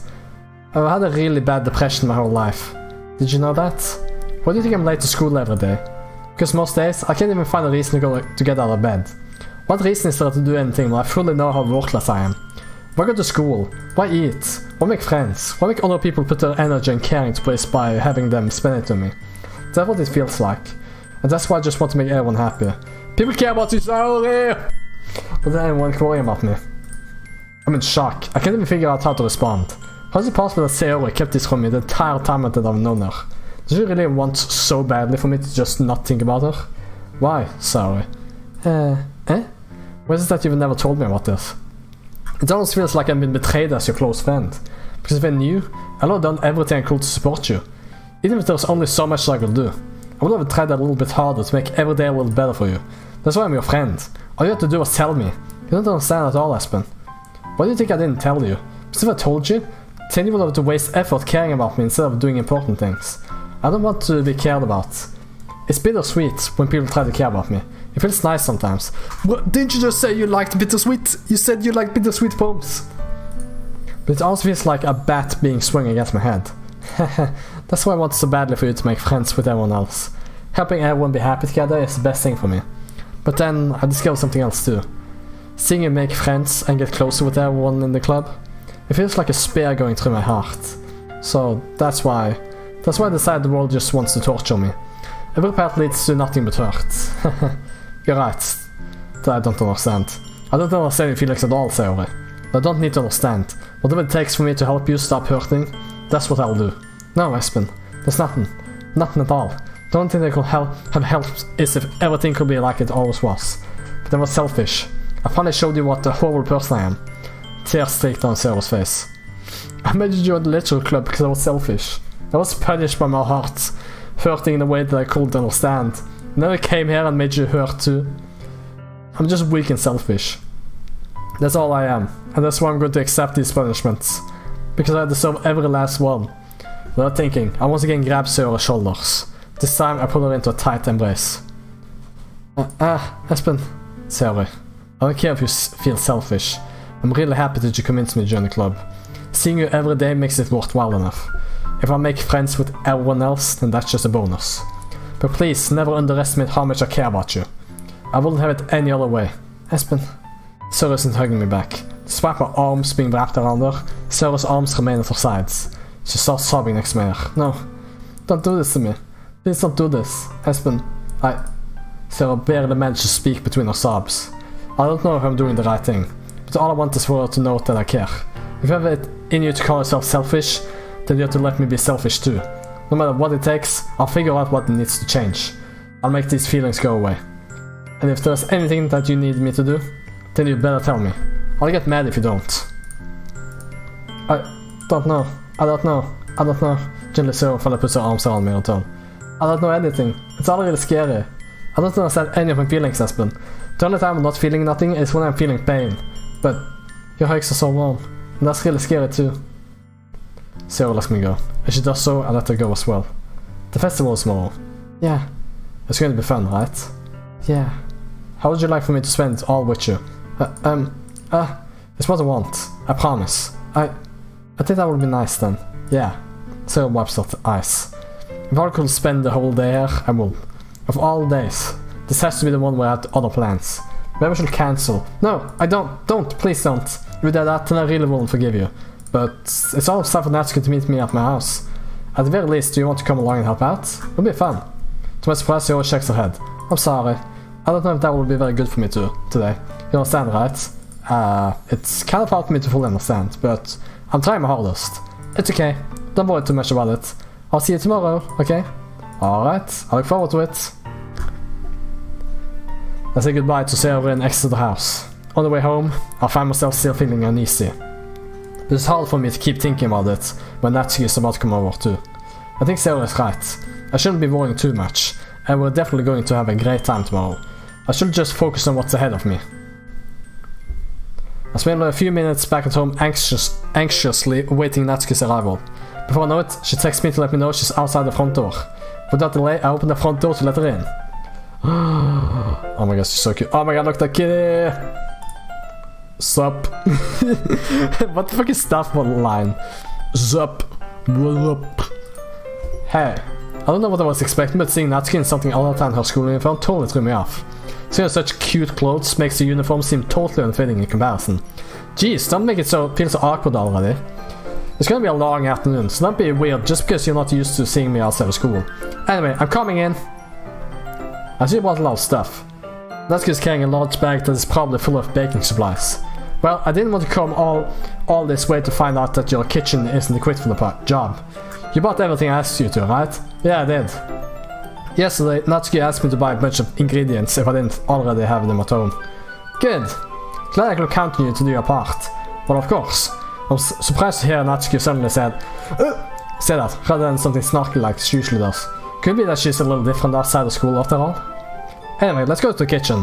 What? You're not even gonna offer to take this heavy bag from me? What's your hospitality, Espen? Come on, since when did I need to be a gentleman? I got the bag Natsuki holds out to me. This is ridiculously heavy. I carry that all the way here. Are you impressed? I see now. Yeah, I'm impressed, Natsuki. It seems like I almost underestimate you. It's because I'm so small, isn't it? You jerk. Natsuki hits a fist into my chest. Hey, your size has nothing to do with it. Do you really hate being small that much?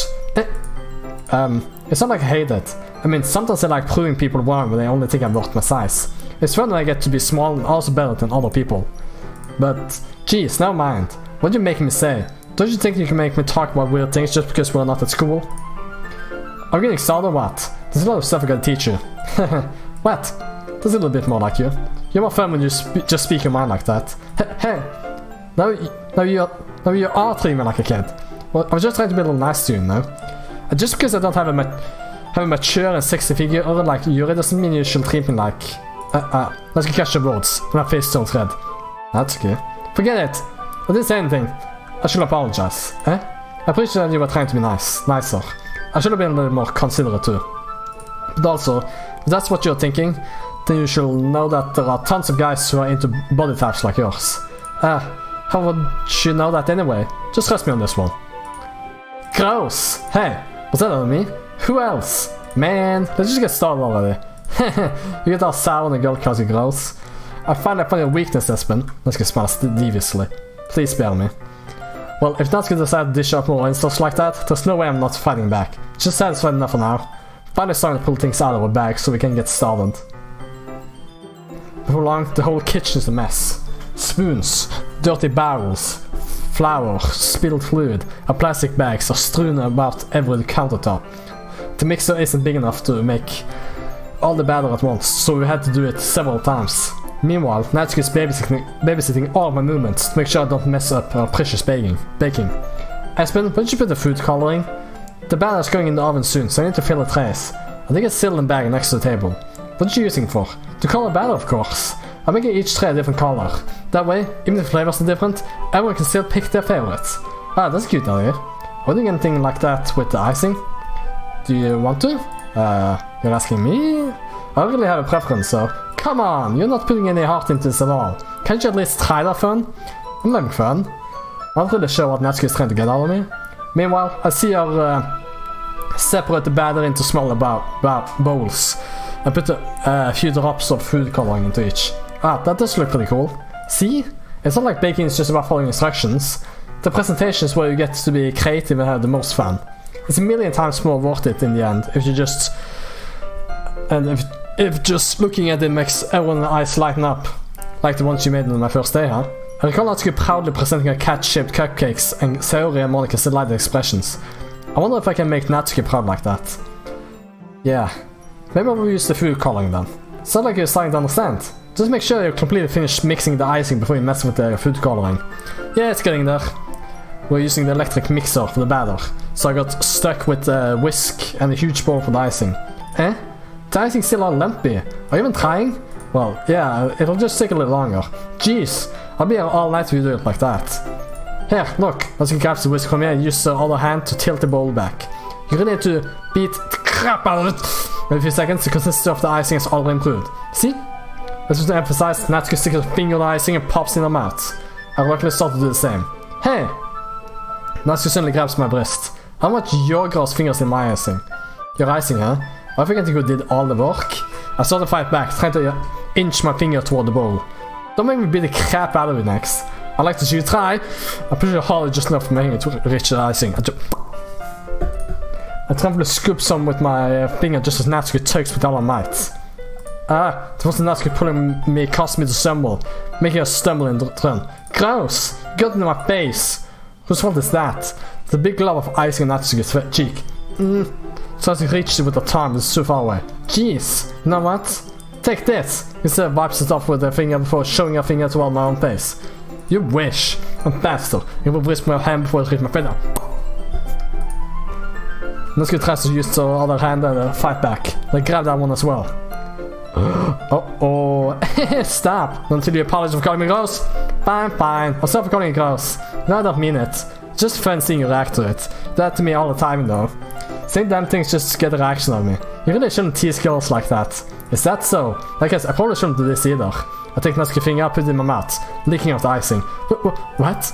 Did you seriously just... Natsuki is so surprised she can't even figure out how to get mad at me. Her face is entirely red. Espen, you really shouldn't do that kind of thing to girls. Unless you really like them.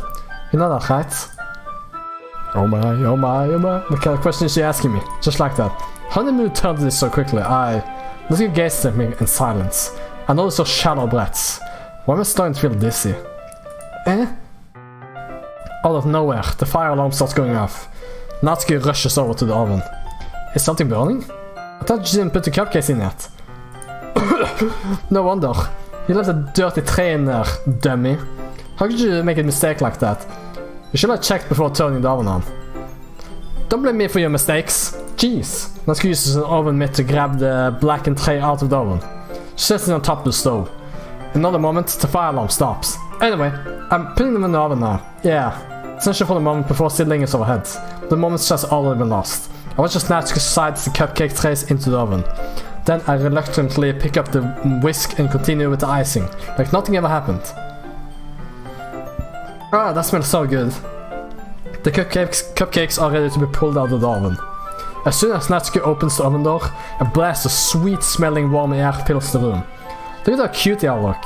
She proudly shows off the different colored cupcakes in each of the trays. They look even better once we add the icing. Not like you need to tell me that. I brought decorating stuff, so I hope you can get creative. Here, scoop the icing into these bags. Natsuki hands me some plastic bags. I have these nozzles that will make it look nice and fluffy. This one can even make flowers. We probably won't be using it this time though. What's this for? I think I want nozzles that's much thinner tipped than the others. That one's really thin, so you can use it to make strips or other patterns. You can also use to write stuff on the cake. Like, happy birthday or whatever. Huh, I see. That gives me an idea actually. Well, it's a literature event, right? We could make it more literature-themed by writing a different word on each of the cupcakes. It would be fun to see people choose their cupcake based on a word they like. I was kind of expecting to say something really stupid, but that's actually a really cute idea, so... Maybe I can take it from you. But what's that supposed to mean? I'm not cute, come on. We're not at school, no one's judging. You can't dress and act like this and not expect me to think you're cute. But, well, that's a good voice trails off. Same with you, huh? Did you say something? No, nothing! Let's just do the dancing! Let's get pick up the pace and fasten and nostril onto each of the... something, let me see, each of the bags. It's a lot to do, so we shouldn't be wasting time. Here, I'll show you how to do it. They're giving me a chance to think about before, and let's get quickly moves on. She shows me how to apply the icing, and then we each get to work. When we're finally finished, Natsuki puts them all side by side on my own work. Look at how pretty they are together. Yeah, they are, aren't they? I wish I could have one now. Well, there's no reason you can't, right? I don't see any harm in that. Well, yeah, but my dad's making dinner tonight, so I really need to save my appetite. So is the exact opposite in that regard. If she was here, we'd probably be down 10 cupcakes already. And she will still eat dinner. Come on, that's just unhealthy. Besides, when my dad cooks, I need to eat as much of it as I can. Well, anyway, I was hoping we will have time for manga, but I need to be home for dinner. Ah, already? That's a shame. It's your fault for working so slowly. You should have thought about that. It's not like you all always had this chance. Man, as usual, Natsuki places the blame on me. You can bring the cupcakes tomorrow, right? If you and Saori carry some, then you can probably do it in one trip. Yeah, I can do that. Don't worry, I won't let her eat any. I wish she would listen to me the way she listened to you. Yeah. I again think back to the conversation I had with Saori earlier today. I felt so hopeless. Saori always does listen to me, but at that point, it felt like she couldn't listen to me at all. Okay, I'm all packed up. Good work today. You too. I'll walk you out, I guess. Just like that, Natsuki's already about to leave. It feels like the afternoon went by in a flash. More than that. Did I even take the opportunity to get close to her, like I wanted? Well, I guess I'll be off then. Thanks for all the help and everything. I'll see you tomorrow. Wait, Natsuki, eh? What you said before, about not always having this chance. It doesn't have to be that way at all. I had fun today. You showed me how fun baking can be, like you wanted. But aside from that, you can come over anytime, okay?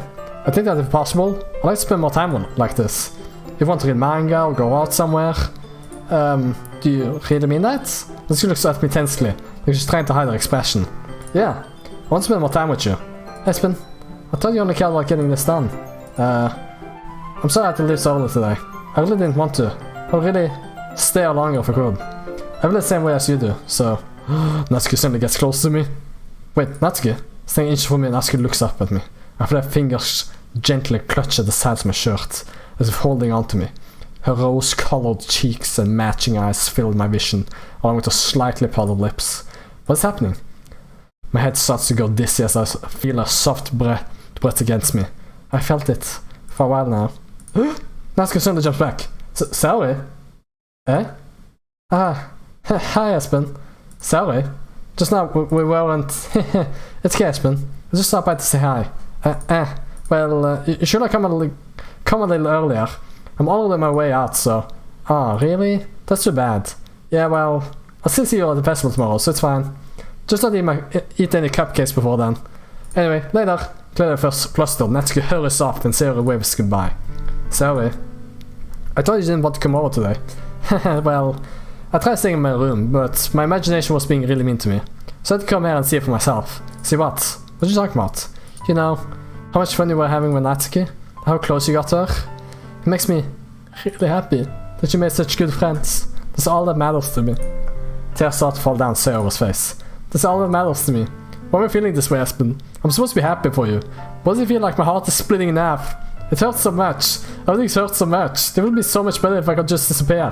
Saori, don't say that. It's true, Espen. If I wasn't here, then you wouldn't have to waste your sympathy on me. You wouldn't have to put up with me being selfish. Monica was right. I should have just... Monica? Monica was right about what? Saori? What I said before is true. I'm not going to let this continue. Caring about you like this isn't a burden your mind is making it out to be. It's something that makes me happy. It's something that I wouldn't trade for anything else. So even if it makes an entire lifetime, I'm going to be by your side until you don't feel any pain anymore. But... Saori looks away. I put a hand on her shoulder to reassure her. I'm scared, Espen. I'm really scared. What are you scared of, Saori? I'm scared that I might like you more than you like me. Sorry. It's true, isn't it? I was weak and started to like you too much. I did this to myself. Husband, I like you so much that I want to die. That's how I feel. And that's enough, Sarah. I don't want you to hurt anymore. I slam my hand down Sarah's arm and squeeze her hand in my own. Do you remember how I said I always known what's best for you? Do you still believe me? Wordlessly, Sarah nods. Even if you don't understand all of your own feelings. I know what you need the most right now. And that's what I'm going to give to you. Oh my god, what should I say? I should totally... friendzone. You'll always be my dearest friend. That's such a bad line. The most is for things to be like they've always been. Monica told me the truth. She told me how much happier you seemed after you joined the club.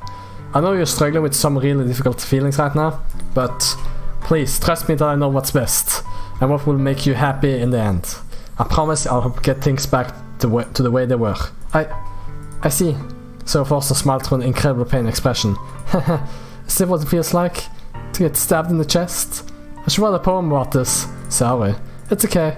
It's just my punishment, remember? For being so selfish. So please don't worry about these stupid feelings. I know you're right. I knew this whole time that there is no happiness down the path. That's why I came here.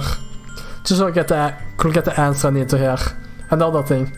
You're also right that I just wanted to go back to the way it was. I realize that now. You really do know me better than anyone, Espen. I'll trust you with anything. Anything at all, so her smile finally breaks. All of a sudden she turns around and drops to her knees. Clutching her head with both hands, she screams as loudly as she can. I'm so shocked that I don't know how to react. Zoe looks over her shoulders and flashes me one more weak smile before turning around and running off. Zoe! I'm left helplessly standing in front of my house. Why am I feeling so horrible about this? There's nothing more that I could have done. The most I can do is support Sayori through her feelings and help her on the path that's right. But I'm having as much trouble understanding Sayori's feelings as she is. Even though I can comfort her, I keep wondering if I should be doing something more, or something different. I know these thoughts will continue to plague me until things are back to the way they were. I'm going to give it everything I've got. Sayori will always be my dearest friend, and I'll do whatever it takes to put a smile on her face every day. Okay, I'm pretty sure I'm gonna end the stream. My fucking throat is fucking hurting like hell, man. So I think I'll end the stream. I'll end it here and continue tomorrow. So I'm pretty sure I'm gonna finish the game tomorrow, and maybe a bonus episode after that. We'll see what happens. But I'm definitely gonna finish the game tomorrow. So don't forget to like, subscribe, and follow and all that stuff. And I'll see you in the next episode. Bye bye.